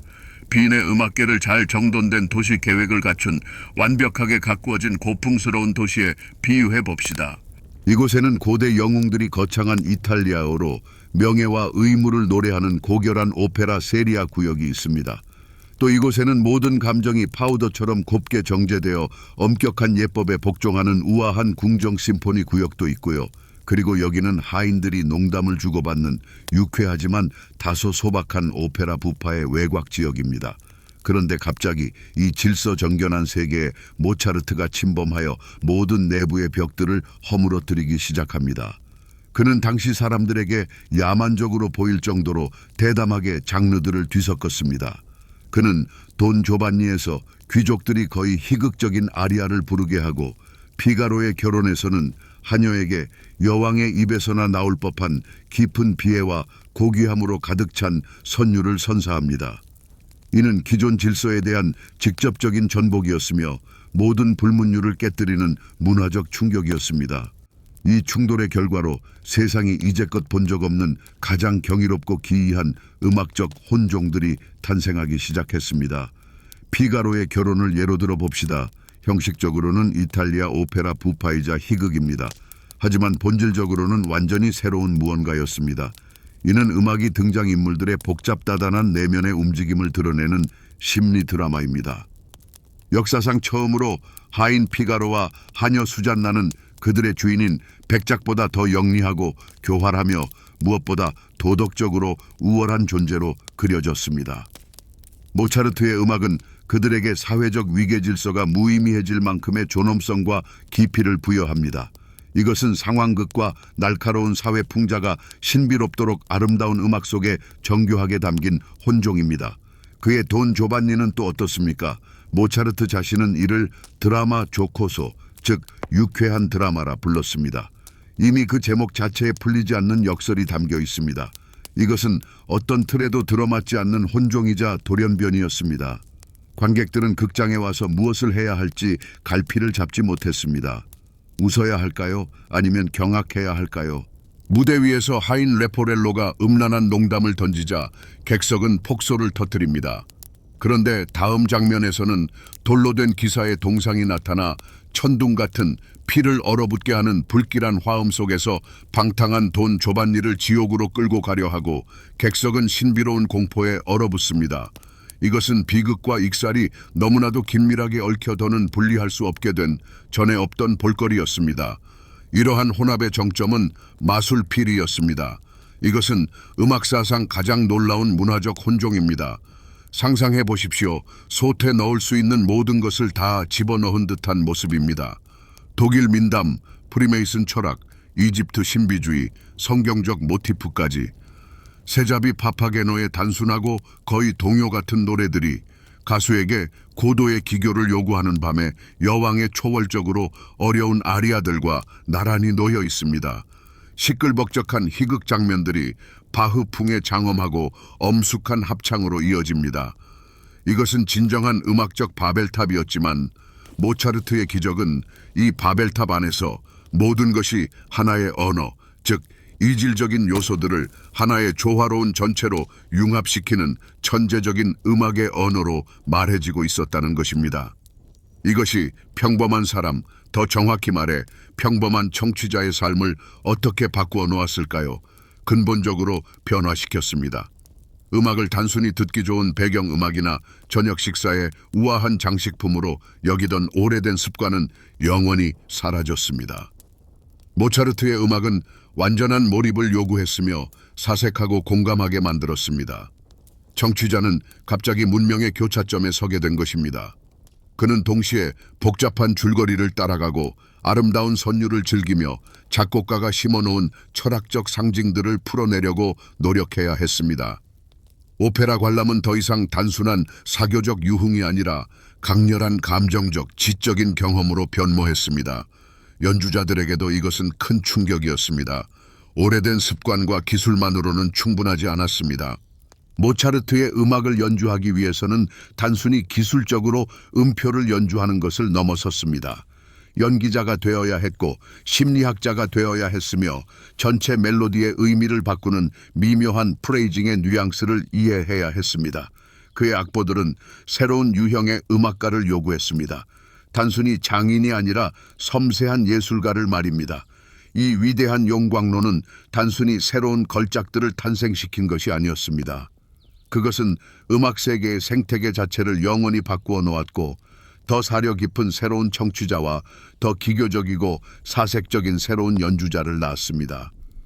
모차르트는 비범한 작곡가일 뿐만 아니라 어쩌면 역사상 최초의 자기 홍보 전문가였을지도 모릅니다. 그는 경쟁이 치열한 빈의 세계에서 재능은 성공의 절반에 불과하다는 것을 직관적으로 이해했습니다.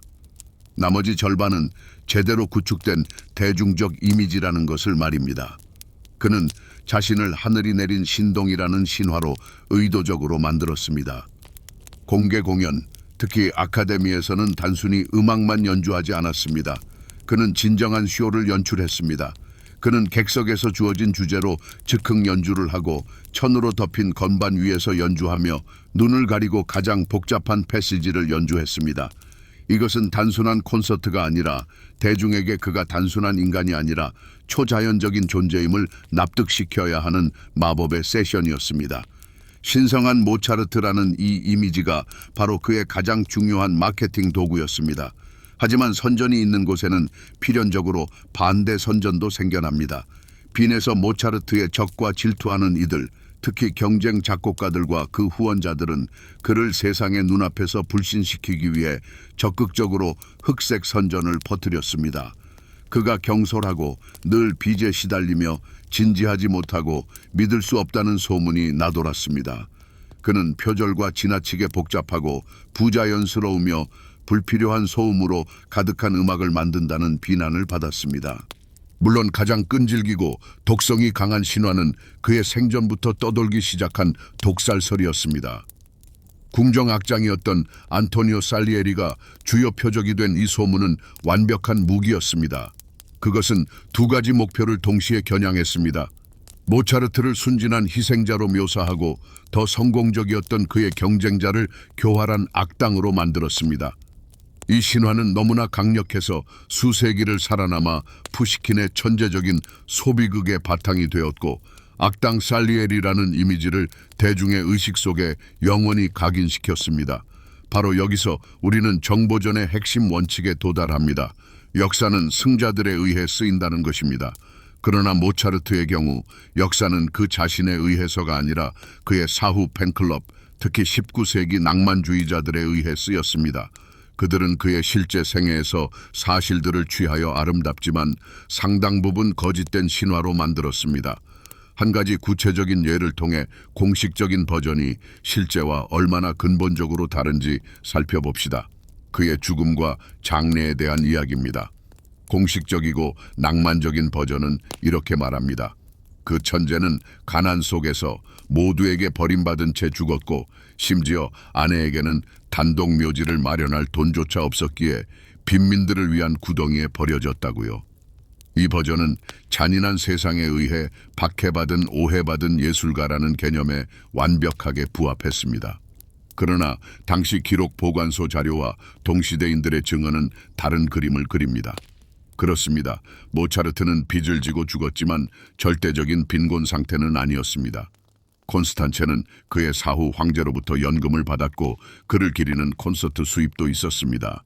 그녀는 소박하지만 품위 있는 장례를 치를 여유가 있었습니다. 그런데 왜 그가 공동묘지에 묻혔을까요? 당시 요제프 2세 황제는 모든 것을 합리화하려는 개혁의 일환으로 공간 절약과 부패 속도 증진을 위해 관 없이 단순한 자루에 넣어 공동묘지에 묻도록 지시하는 칙령을 내렸습니다. 이는 대부분의 시민에게 표준적인 관행이었지 빈곤의 징후가 아니었습니다. 화려한 장례식은 최상위 귀족들의 특권이었습니다. 그렇다면 실제로 무슨 일이 일어났을까요? 모차르트는 그의 사회적 지위에 맞는 그 시대의 법과 관습에 따라 장례를 치렀습니다. 그리고 친구들이 묘지에 가지 못하게 막았다고 알려진 유명한 폭풍은 그날의 기상 기록에 따르면 그저 12월의 평범한 춥고 으슬으슬한 비와 눈이 내리는 날씨에 불과했습니다. 버림받은 천재에 대한 비극적인 이야기는 그의 순교를 강조하기 위해 나중에 만들어진 구성입니다. 현실은 훨씬 더 평범했고 그래서 어쩌면 더 비극적이었을지도 모릅니다. 그는 추방자로서가 아니라 그의 진정한 위대함을 세상이 너무 늦게 깨달은 평범한 빈 시민으로서 죽고 묻혔습니다. 그의 생전에 시작된 정보전은 그의 사후에도 계속되어 그의 실제적이고 복잡한 삶을 편리하고 교훈적인 신화로 바꾸어 놓았습니다. 모차르트 인생의 첫 번째 전환점이 아르코 백작의 발길질이었다면 독립선언의 계기가 된 그 사건 이후 6년이 지나 훨씬 더 비극적인 두 번째 돌이킬 수 없는 지점이 찾아왔습니다. 그것은 외부적 사건이 아니라 내적인 결정이었습니다. 그의 최초의 위대한 구상을 되돌릴 수 없이 왜곡시킨 치명적인 타협이었습니다. 원래의 생각은 천재가 어떤 주인에게도 고개 숙이지 않고 자신의 노력의 결실로 자유롭고 성공적으로 살 수 있다는 것을 증명하는 것이었습니다. 이 목표를 달성하는 수단은 콘서트와 주문을 통해 돈을 버는 것이었습니다. 그러나 어떤 순간 견딜 수 없는 상황의 압력 속에서 목표와 수단이 뒤바뀌었습니다. 어떤 대가를 치르더라도 생존하는 것이 자기 목적이 되었고 위대한 자유의 이념은 그에게 희생되었습니다. 이것은 1787년에 일어났습니다. 모차르트의 빈에서의 스타트업은 무너졌습니다. 대중은 등을 돌렸고 터키와의 전쟁은 귀족들의 지갑을 텅 비게 만들었으며 빚은 눈덩이처럼 불어났습니다. 그리고 그때 대주교의 봉사에서 그렇게도 자랑스럽게 벗어났던 그 모차르트가 상상조차 할 수 없는 일을 시작합니다. 그는 절박하게 굴욕적으로 궁정에서 새로운 자리를 찾기 시작합니다. 자유로운 예술가의 상징이었던 그가 탄원서를 쓰고 인맥을 이용하며 아무리 사소한 자리라도 고정급여가 있는 곳에 들어가려 애씁니다. 세장에서 탈출했던 사람이 이제는 다른 세장의 문을 두드리며 제발 들여보내달라고 애원하는 꼴이었습니다. 이것은 완전하고 무조건적인 항복이었습니다. 이 순간 그의 내면에는 깊은 분열이 일어났습니다. 우리는 이 내면의 대화를 두 명의 옛 동지 사이의 갈등으로 상상해 볼 수 있습니다. 한쪽에는 1781년에 젊고 열정적인 이상주의자 모차르트의 환영이 있습니다. 그는 빛나는 눈으로 아버지에게 소리쳤을 것입니다. 저는 더 이상 하인이 되지 않을 거예요. 다른 한쪽에는 1787년에 지치고 꺾인 현실주의자 모차르트가 있습니다. 네가 지금 뭘 하는 거야? 젊은 모차르트가 묻습니다. 우리의 자유에 대한 꿈은 어디로 갔어? 자존심은? 그러자 나이든 모차르트는 쓰디쓴 목소리로 답합니다. 자존심으로는 아내와 자식을 먹여 살릴 수 없어. 자유는 우리가 더는 감당할 수 없는 사치야. 세상이 우리보다 강했어. 이것은 자기 자신을 배신하고 자신의 혁명을 배신한 한 인간의 비극이었습니다. 그리고 바로 여기에 이 극적인 전환점을 알리는 상징적인 사건이 터졌습니다. 1787년 12월 요제프 2세 황제는 마침내 모차르트에게 오랫동안 기다려온 직책을 수여했습니다. 그 이름은 거창했습니다. 황실 및 왕실 신뢰 작곡가. 하지만 그 화려한 명칭 뒤에는 모욕적인 현실이 숨겨져 있었습니다. 연봉은 고작 800플로린으로 책정되었는데 이는 기본적인 생활비조차 겨우 충당할 수 있는 보잘것없는 액수였습니다. 게다가 그의 위대한 존재성에 비하면 그 직무는 오히려 모욕적이기까지 했습니다. 이제 돈 조반니와 피가로의 결혼의 작곡가는 주로 궁정 가면 무도회를 위한 춤곡, 즉 미뉴에트, 콘트르당스, 독일 무곡 등을 작곡해야 했습니다. 역사상 가장 위대한 음악 극작가는 귀족들의 유흥을 위한 배경음악을 제공하는 궁정 연주자, 그저 하찮은 반주자의 위치로 전락하고 말았던 것입니다. 이것은 단순히 잘못된 직업 선택이 아니었습니다. 이는 영혼의 대재앙이었습니다. 이 직책을 수락함으로써 모차르트는 자신의 가장 중요한 인생 프로젝트가 실패했음을 대중에게 공공연히 선언한 셈이었습니다. 그는 자유로운 예술가라는 모델이 더는 실현 불가능하며 세상의 권력자들 후원 없이는 살아남을 수 없음을 인정했던 것입니다. 이 한 걸음은 그의 영혼 속 무언가를 부러뜨렸습니다. 빈에 정착한 초창기에 그를 지탱했던 대담하고 정복적인 에너지는 자취를 감추었습니다. 그는 재정적인 안정은 얻었지만 과연 무엇을 대가로 치렀던 것일까요? 바로 꿈을 포기하는 대가였습니다. 이는 그의 위대한 이상에 대한 만가였습니다.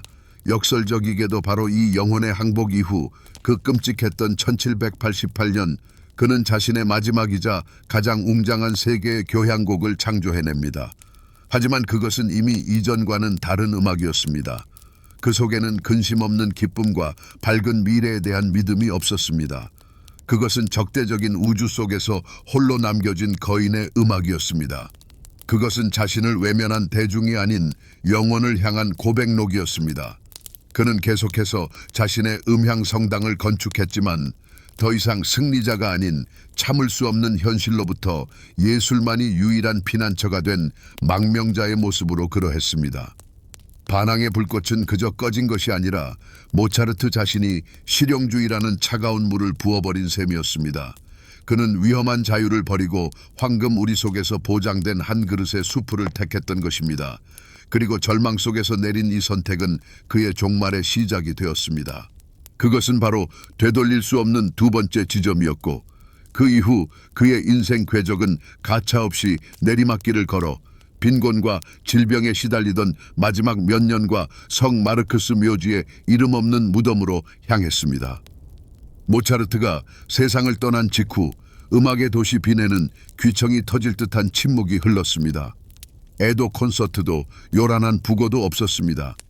체제는 마치 가장 불안정하고 예측 불가능한 요소를 제거했다는 듯 안도의 한숨을 내쉬는 듯 했습니다. 잠시 동안은 구시대적 보수 세력이 승리한 것처럼 보였습니다. 살리에리처럼 규칙을 따르던 작곡가들은 자신들의 지위와 영향력을 그대로 유지했습니다. 모차르트가 그토록 찬란하고 비극적으로 보여주었던 자유로운 예술가 모델은 불신을 받게 되었습니다. 그의 운명은 다른 자유사상가들에게는 교훈적인 이야기가 되었고, 체제에 도전하는 자들에게 어떤 결과가 기다리는지 보여주는 명백한 본보기가 되었습니다. 단기적으로는 보수주의가 승리했습니다. 혁명은 진압된 것입니다. 하지만 그 기만적인 침묵 아래에서는 이미 새로운 엘리트들이 형성되고 있었으니 이 이야기의 진정한 승리자는 그들이었습니다. 그리고 그들은 귀족이나 궁정 음악가가 아니었습니다. 바로 사업 수완이 뛰어난 음악 출판업자들이었습니다. 모차르트가 세상을 떠난 뒤 빈으로 와서 일생일대의 중요한 거래를 성사시킨 요한 안톤 안드레 같은 이들이 말입니다. 그는 모차르트의 미망인 콘스탄체에게서 작곡가의 육필 악보 거의 전부, 즉 출판되지 않은 수백 편의 작품들을 사들였습니다. 이 출판업자들은 귀족들이 이해하지 못한 것을 깨달았습니다. 모차르트의 진정한 자산은 그의 살아있는 연주가 아니라 그의 불멸의 악보라는 것을 말입니다. 그들은 혈통 귀족이 아니라 자본 귀족이었고, 죽은 천재의 유산 속에서 황금 광맥을 발견했던 것입니다. 이것은 천재의 뼈대 위에 세워진 완전히 새로운 경제 체제였습니다. 이 경제의 주된 운영자는 다름 아닌 콘스탄체 본인이었습니다. 비탄에 잠긴 비실용적인 미망인이었던 그녀는 놀라운 의지와 사업 수완을 발휘하며 능수능란한 사업 경영자로 변모했습니다. 그녀는 자신의 손에 헤아릴 수 없는 가치를 지닌 자산이 남아있음을 깨달았습니다.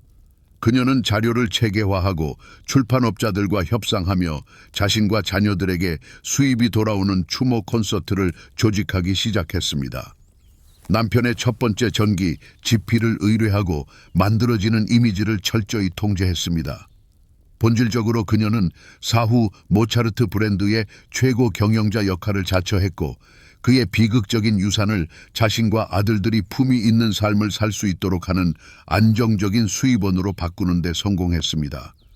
이 과정은 유럽 음악 지도에서 상거래 경로와 권력의 중심지를 근본적으로 바꾸어 놓았습니다. 이전에는 작곡가 자신이, 즉 지금 여기에서 연주하고 즉흥 연주를 할 수 있는 그의 능력이 가장 중요한 가치였습니다. 그러나 이제 권력의 중심은 살아있는 예술가에서 그의 음악에 대한 권리 소유자로 이동했습니다. 주요 상품은 명인의 연주가 아니라 대륙 전역에 복제하여 팔 수 있는 악보 원고가 되었습니다. 권력은 귀족 살롱에서 출판사로 넘어갔습니다. 이것은 현대적 의미의 음악 저작권이 탄생한 순간이었습니다. 자신의 독립을 위해 싸웠던 모차르트는 사후에 다른 사람들을 부유하게 만든 산업을 탄조시켰던 것입니다.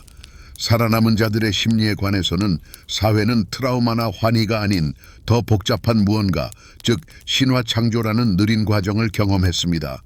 처음에는 그의 죽음을 분수에 넘치는 삶을 살았던 사람의 슬프지만 당연한 종말이라고 받아들였습니다. 하지만 그의 음악이 세상을 정복하고 낭만주의자들이 그의 숭배를 만들어내면서 사람들의 세계관은 변화하기 시작했습니다. 모차르트의 이야기는 새로운 역할, 즉 오해받고 고통받는 천재의 역할에 대한 원형이자 전형이 되었습니다. 사회는 예술가의 고통을 실패의 징표가 아니라 선택받음의 상징으로 보게 되었습니다. 새로운 암묵적인 사회적 통념이 생겨났습니다. 진정한 천재는 고통받아야 한다는 것이었습니다. 그의 가난, 질병, 이른 죽음은 비극적인 우연이 아니라 신성한 재능에 대한 필수적인 대가로 인식되기 시작했습니다. 이러한 고통의 낭만화는 집단적인 심리 방어 기제가 되었고, 세상의 무관심을 정당화하는 방식이 되었습니다. 이 이야기를 겪은 사람들의 세계관은 영원히 바뀌었습니다. 그들은 안전한 거리에서 천재를 칭송하는 법을 배웠고, 가급적이면 그가 이미 죽어 편리한 청동 기념비로 변했을 때 그러는 것을 선호했습니다. 사회는 충격 이후 더 자비로워지지 않았습니다. 그저 비극에서 이득을 취하고 그것을 아름다운 전설로 바꾸는 법을 배웠을 뿐입니다. 모차르트를 이해하기 위해서는 그를 지배했던 사상, 곧 18세기 공기 그 자체였던 계몽주의를 이해해야 합니다. 이것은 단순한 유행이 아니라 인간 이성의 전능함을 믿는 포괄적인 철학적 교리였습니다. 계몽주의 사상가들은 우주가 혼돈스러운 사건들의 무더기가 아니라 위대한 건축가가 창조한 거대한 완벽하게 정교한 시계 장치라고 확신했습니다. 그리고 무엇보다 중요한 것은 이 장치는 논리와 과학을 통해 이해될 수 있고 또 이해되어야 한다는 것이었습니다. 모차르트의 음악은 바로 이러한 믿음의 음향적 구현입니다. 그 수정같이 맑은 투명함, 수학적인 논리, 완벽한 형식의 대칭성은 단순히 아름다움을 넘어 어떤 혼돈 속에서도 조화를 찾아낼 수 있는 이성에 대한 찬가입니다. 그는 음악을 작곡한 것이 아니라 뉴턴이 물리의 법칙을 발견했듯이 보편적인 조화의 법칙을 발견했던 것입니다. 하지만 사상은 진공 상태에 존재하지 않습니다. 사상에는 항상 그것을 전파하는 지적 동력인 사람들이 있습니다. 모차르트에게 그러한 동력은 철학 논문을 읽는 것이 아니라 프리메이슨 로지에서의 살아있는 교류였습니다. 빈에서 그는 진정한 조화 로지에 가입했는데 이는 단순한 엘리트 클럽이 아니었습니다. 이곳은 오스트리아 계몽주의의 싱크탱크였습니다. 이 모임의 회색 추기경은 그의 스승이자 광물학자, 자연과학자였던 이그나츠 폰 보른이었습니다. 그는 예리한 지성을 가진 인물로 미신과 교회의 독단주의를 경멸했습니다. 바로 그가 마술 피리에 나오는 현명한 사제 자라스트로의 원형이 되었습니다. 이 모임에서 모차르트는 그토록 갈망했던 것을 찾았습니다. 바로 지적인 형제아에, 즉 자신을 궁정의 하인이 아니라 진리와 빛을 추구하는 동등한 존재로 보는 사람들이었습니다.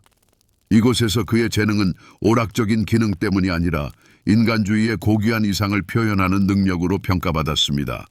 모차르트가 프리메이슨 로지에서 흡수한 핵심 사상은 휴머니테트, 즉 인간애와 인본주의 개념이었습니다. 이는 출신에 관계없이 모든 인간 개개인의 존엄성을 믿고 관용, 형제애, 그리고 끊임없는 자기 완성의 필요성을 강조하는 믿음이었습니다. 마술피리의 전체 줄거리는 프리메이슨 입문 과정을 비유적으로 묘사한 것에 불과합니다. 주인공 타미노는 불과 물의 시험을 통과하여 본능에 이끌리던 순진한 젊은이에서 현명하고 계몽된 인간으로 변모합니다. 그리고 그의 적대자인 밤의 여왕은 광신주의, 목매주의, 그리고 복수심에 찬 독단주의 세력을 천재적으로 의인화한 것입니다.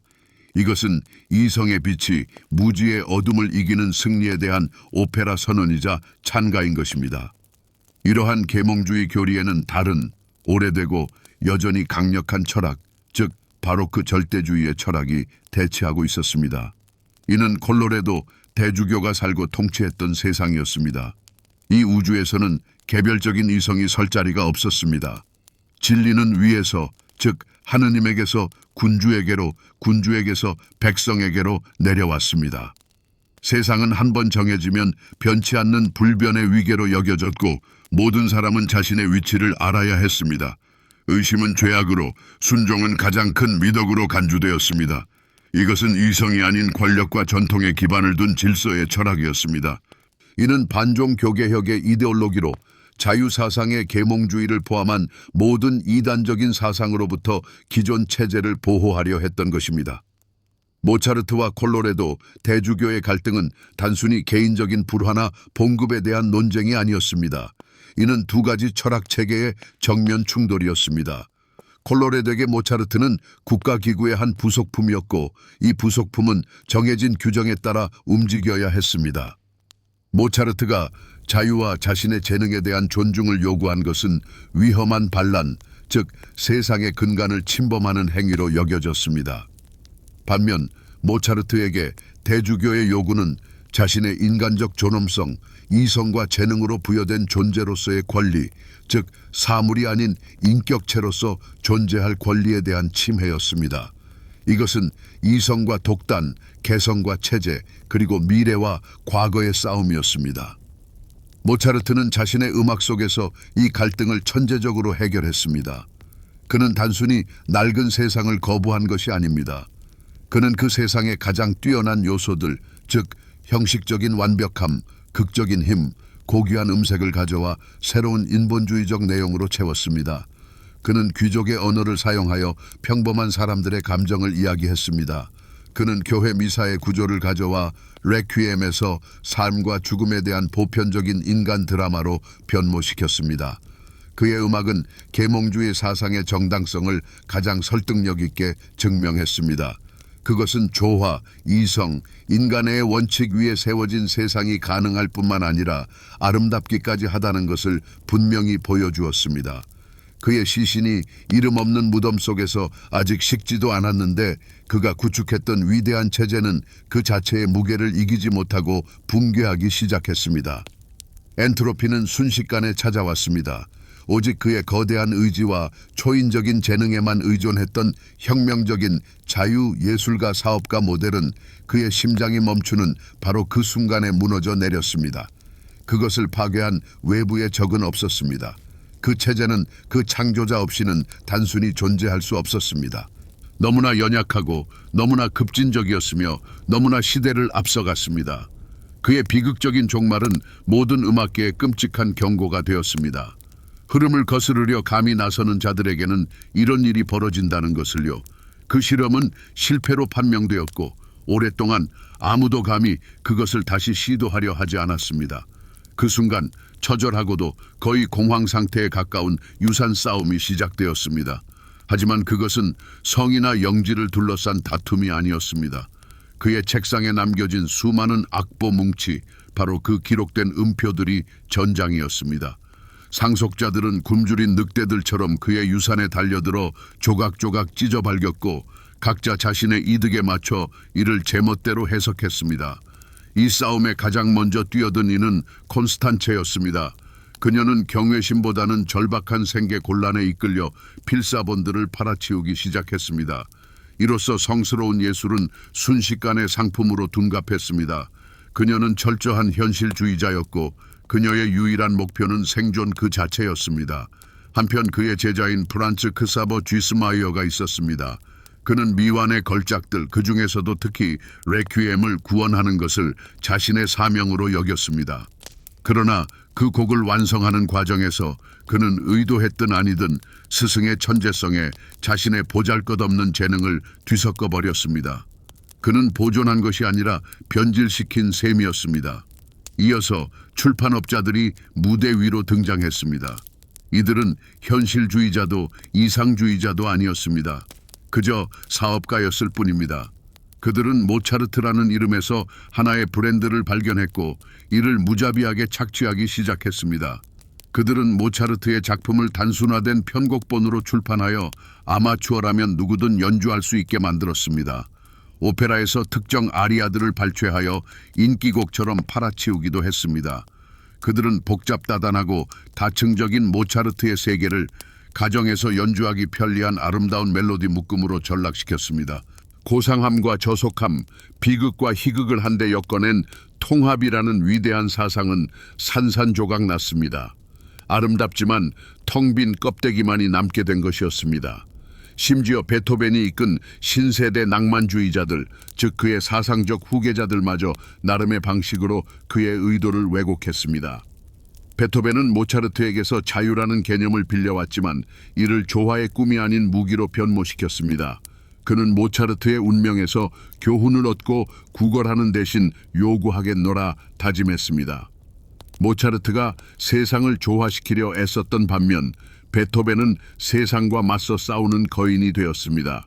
낭만주의자들은 그에게서 열정과 비극성을 취했지만 그의 수정처럼 맑은 명료함과 절제미는 내버리고 고통을 숭배의 경지에까지 격상시켰습니다. 각자는 자신에게 편리한 부분만을 취했지만 위대한 시스템의 온전함은 영원히 상실되었습니다. 그리고 이러한 해체의 중심에는 위대한 제국의 마지막이자 가장 귀한 조각처럼 미완성 레퀴엠이 놓여 있었습니다. 이는 모차르트의 마지막으로 남은 진정한 목소리이자 왜곡되지 않은 채 온전히 전해진 그의 마지막 메시지였습니다. 그의 시스템 중 가장 순수한 파편, 즉 그가 삶과 죽음을 이해할 수 있는 인간의 한계에 도달한 음악이었습니다. 떨리는 손으로 기록된 이 단편들 속에는 그의 모든 고통, 모든 공포, 그리고 모든 희망이 암호처럼 새겨져 있었습니다. 이것이야말로 진정으로 손상되지 않은 사상이 아직 살아 숨쉬는 최후의 파편이었던 것입니다. 하지만 이마저도 온전히 살아남지 못했습니다. 레퀴엠이 연주되고 더 중요하게는 의뢰인에게서 대금을 받을 수 있으려면 완성되어야만 했습니다. 그 임무는 쥐스마이어에게 돌아갔습니다. 그리고 그가 모차르트의 진정한 악구에 자신의 첫 음표를 덧붙이는 순간 조용한 비극이 시작되었습니다. 마지막 파편은 구원받았지만 이를 위해서는 이질적인 테두리에 갇히게 되었습니다. 천재의 진정한 목소리는 아류의 목소리와 영원히 뒤섞여 버렸습니다. 순수했던 샘물은 흐려졌습니다. 이는 이 모든 역사의 상징적인 결말이었습니다. 모차르트의 위대한 시스템은 단순히 해체된 것이 아니라 마지막이자 가장 신성한 유물이 되돌릴 수 없이 변질되었습니다. 이는 한 시대의 최종적인 종말을 알리는 것이었습니다. 모차르트가 이룩한 위대한 종합은 너무나 복잡하고 너무나 개별적이어서 창조자의 사후에는 살아남을 수 없었습니다. 그것은 마치 죽으면 즉시 가장 단순한 화학 원소로 분해되는 독특한 살아있는 유기체와도 같았습니다. 그의 멜로디, 그의 화음, 그의 사상과 같은 이 원소들은 다른 이들에게 흡수되어 활용되었습니다. 그러나 그 유기체 자체, 이 모든 부분들이 분리될 수 없는 전체로 연결되어 있던 살아있는 시스템, 그 자체는 1791년 12월 5일 그와 함께 숨을 거두었습니다. 위대한 시스템이 붕괴된 후 기나긴 19세기, 즉 망각의 세기가 도래했습니다. 아니, 모차르트의 이름이 잊힌 것은 아닙니다. 오히려 그의 이름은 성인의 반열에 올랐고 태양의 천재이자 음악의 라파엘이라 불리는 아이콘이 되었습니다. 그러나 이것이야말로 가장 교활한 형태의 망각이었습니다. 그 빛나지만 평면적인 이미지 뒤에 복잡하고 모순적이며 종종 음울하고 악마적인 에너지로 가득 찼던 진짜 살아있는 모차르트가 묻혀버렸기 때문입니다. 그의 음악은 계속 연주되었지만 그 방식은 어떠했습니까? 두텁고 벨벳 같은 음색의 거대한 낭만주의 오케스트라들은 그의 날카롭고 세련된 선율을 흐트러뜨려 그의 열정을 감상적인 분위기로 바꾸어 놓았습니다. 그의 오페라들은 무자비하게 난도질당하고 개선되었으며 너무 대담하거나 이해하기 어렵다고 여겨지는 장면들은 통째로 잘라내고 다른 작곡가의 곡을 삽입하기도 했습니다.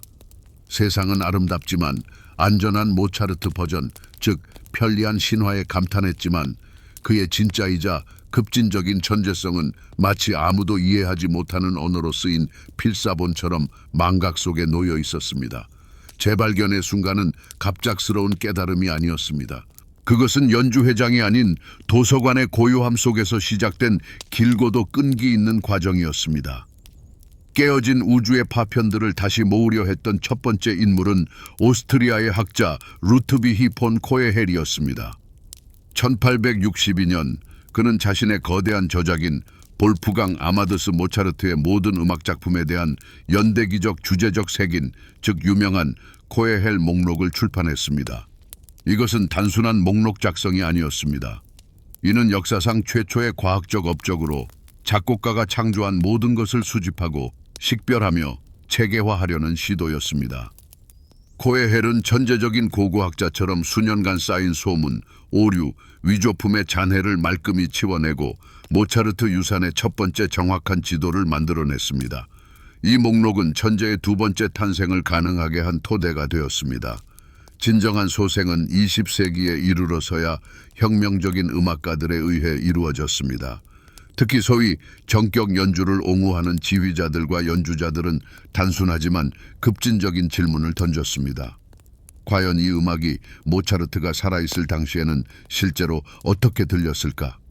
그들은 악보에 두껍게 쌓인 낭만주의적 파티나를 긁어내기 시작했습니다. 그들은 거대한 오케스트라 대신 작고 간결한 편성으로 돌아갔습니다. 현대의 피아노 대신 모차르트 자신이 연주했던 가볍고 맑은 소리의 해머 클라비어를 사용했습니다. 그들은 그의 편지를 연구하며 그가 어떤 템포를 염두에 두었는지 이해하려 노력했습니다. 그 효과는 마치 오래되고 변색된 그림을 복원하는 것과 같았습니다. 갑자기 두꺼운 칠 아래에서 진정으로 눈부신 색채들이 드러났습니다. 모차르트의 음악은 더 이상 단순히 아름다운 것에 그치지 않았습니다. 그것은 날카롭고 활기차며 드라마로 가득 차 있었고 때로는 충격적이기까지 했습니다. 세상은 그의 목소리를 다시 듣게 되었고 그것은 바로 우리 시대의 목소리였습니다. 여기서 우리는 새로운 시대가 모차르트를 자신만의 방식으로 읽어내며 그에게 자기 시대의 경험을 투영했음을 볼 수 있습니다. 낭만주의 시대인 19세기는 자신들의 우상인 베토벤의 선구자가 필요했습니다. 그래서 그들은 모차르트를 신성하지만 순진한 아이, 진정한 거인의 도래를 위한 토대를 마련한 선구자로 만들었습니다. 이것은 모차르트에게서 오직 조화와 빛만을 보고 그의 비극적인 깊이를 완전히 무시한 편리했지만 잘못된 해석이었습니다. 그들 자신의 시대가 비극적 투쟁의 사상에 사로잡혀 있었기에 세상 위를 날아다니는 케루빔 같은 모차르트 신화를 만들어낸 것입니다. 두 차례의 세계대전, 제국의 몰락, 그리고 실존적 공포를 겪은 20세기는 다른 모차르트의 소리를 들을 준비가 되어 있었습니다. 그의 음악의 찬란한 표면 뒤에 숨겨져 있던 불안, 모호함, 그리고 절망의 시면으로의 갑작스러운 추락은 모두 고통스러울 만큼 익숙하게 들리기 시작했습니다. 실존주의 철학자들은 그의 돈 조반니에서 단순히 방탕한 자의 이야기가 아니라 인간의 자유와 그 섬뜩한 결과에 대한 드라마를 보았습니다. 역사가들과 음악가들은 그를 더 이상 태양 같은 소년으로 여기지 않고 복잡하고 격정적인 인물로 간주했습니다. 이러한 새로운 관점은 밀로시 포르만 감독의 영화 아마두스에서 탁월하게 구현되었습니다. 비록 역사적 세부 사항에서는 부정확한 부분이 있었을지언정 그는 가장 중요한 것을 해냈습니다. 그는 도자기 인형을 부수고 살아있고 천재적이며 저속하고 고통받고 웃는 인간을 세상에 드러냈습니다. 이러한 두 번째 탄생은 단순히 회귀가 아니었습니다. 그것은 발견이었습니다. 우리는 단지 18세기의 모차르트를 되찾은 것이 아니었습니다. 우리는 그에게서 영원한 대화 상대를 발견했습니다. 분바른 가발과 미뉴에트의 시대에 창조된 그의 음악이 혼돈과 의미 탐색, 그리고 연약한 아름다움을 지닌 우리 시대에 현대 예술가들의 작품보다 더 많은 이야기를 해준다는 사실이 드러난 것입니다. 잊혔던 천재는 단순히 소생한 것이 아니었습니다. 그는 다시 태어나 결코 다시는 죽지 않을 것입니다. 자, 우리는 다시 성 마르코 공동묘지의 무명 무덤 앞에 서 있습니다. 우리의 여정이 시작된 곳, 그 역설적인 질문과 함께 말입니다. 어떻게 영광 속에 살았던 천재가 비참하게 생을 마감할 수 있었을까? 이제 이 모든 길을 걸어왔으니 우리는 순환이 완성되었음을 봅니다. 모차르트가 그토록 필사적으로 맞서 싸웠던 문제는 사라지지 않았습니다. 다만 변형되었을 뿐입니다. 그는 한 명의 봉건 영주에게서 벗어나려 했지만 수천 명의 변덕스러운 의뢰인과 무자비한 시장의 노예가 되었습니다. 오늘날의 창작자는 기업의 고용이라는 속박에서 벗어나려 애쓰지만 예측 불가능한 알고리즘, 좋아요의 독재, 그리고 끊임없이 변하는 트렌드라는 더욱 무심한 주인의 지배를 받게 됩니다. 세장은 형태를 바꾸었을 뿐 사라진 것은 아닙니다. 그리고 이것은 그의 모든 역사를 관통하는 가장 중요하고 해결 불가능한 역설로 우리를 이끕니다. 모차르트의 음악은 우주가 조화, 이성, 그리고 빛의 원칙에 따라 구성되어 있다는 가장 설득력 있고 반박 불가능한 증거입니다. 그의 음악에는 우연한 것이 없으며 모든 음표는 논리적이고 모든 악구는 완벽합니다. 이것은 세상이 완벽할 수 있고 또 완벽해야 한다는 것을 옹호하는 소리의 논증입니다. 그러나 그의 삶은 이러한 생각을 그만큼 설득력 있고 잔혹하게 반박하는 것입니다. 그의 정의는 혼돈, 불의, 배신, 그리고 고통의 연대기이기 때문입니다. 여기에 바로 역설이 있습니다. 그의 음악은 현현된 천국이며 그의 삶은 현현된 지옥이라는 것입니다. 그렇다면 이 중 무엇이 진실일까요? 그가 조화를 창조하는 능력은 현실 세계의 공포로부터 피난처를 짓기 위한 필사적인 시도였을까요? 아니면 반대로 바로 그 공포, 그 끊임없는 혼돈이 그의 천재성이 의지의 힘으로 순수한 조화의 황금을 주조해낸 원재료, 즉 방사성 물질이었을까요? 그의 음악은 고통에 대한 승리였을까요? 아니면 고통이 그 음악을 위한 필요하고도 대체 불가능한 대가였을까요? 우리는 결코 답을 얻지 못할 것입니다. 우리는 이 거대한 순환을 거듭해서 목격합니다. 규칙을 깨고 세상의 사물을 바라보는 새롭고 눈부신 시각을 제시하는 천재가 나타납니다. 그런 대담함에 준비되지 않은 세상은 처음에는 그를 무시하고 그 다음에는 그를 꺾거나 파괴하려 합니다. 그러고 나서 그의 죽음 이후 똑같은 세상이 그의 유산의 파편들을 주워 모으고 그것을 안전한 성상으로 만들며 기념비를 세우고 그의 비극에서 재정적이든 도덕적이든 이득을 취하기 시작합니다. 역사는 반복되지만 희극으로서가 아니라 기술과 사회적 관계의 새로운 회전을 통해 동일한 지점을 통과하는 나선처럼 반복됩니다. 모차르트와 대주교의 갈등, 예술가와 권력의 갈등, 창작자와 시장의 갈등은 우리 문명의 DNA 자체에 새겨져 있는 듯합니다. 우리는 장식과 이름만 바뀐 채 이 드라마를 거듭해서 목격하고 있습니다.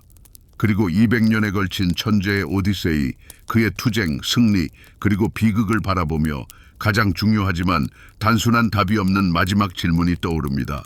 모차르트의 운명은 영원히 변치 않는 원형으로서 계속 반복될 수밖에 없는 것일까요? 아니면 우리 인류에게는 천재를 죽음 이후에야 애도하고 성인으로 추대할 것이 아니라 살아있을 때 가치를 인정하고 지지하는 법을 배움으로써 이 악순환에서 벗어날 기회가 마침내 주어질까요?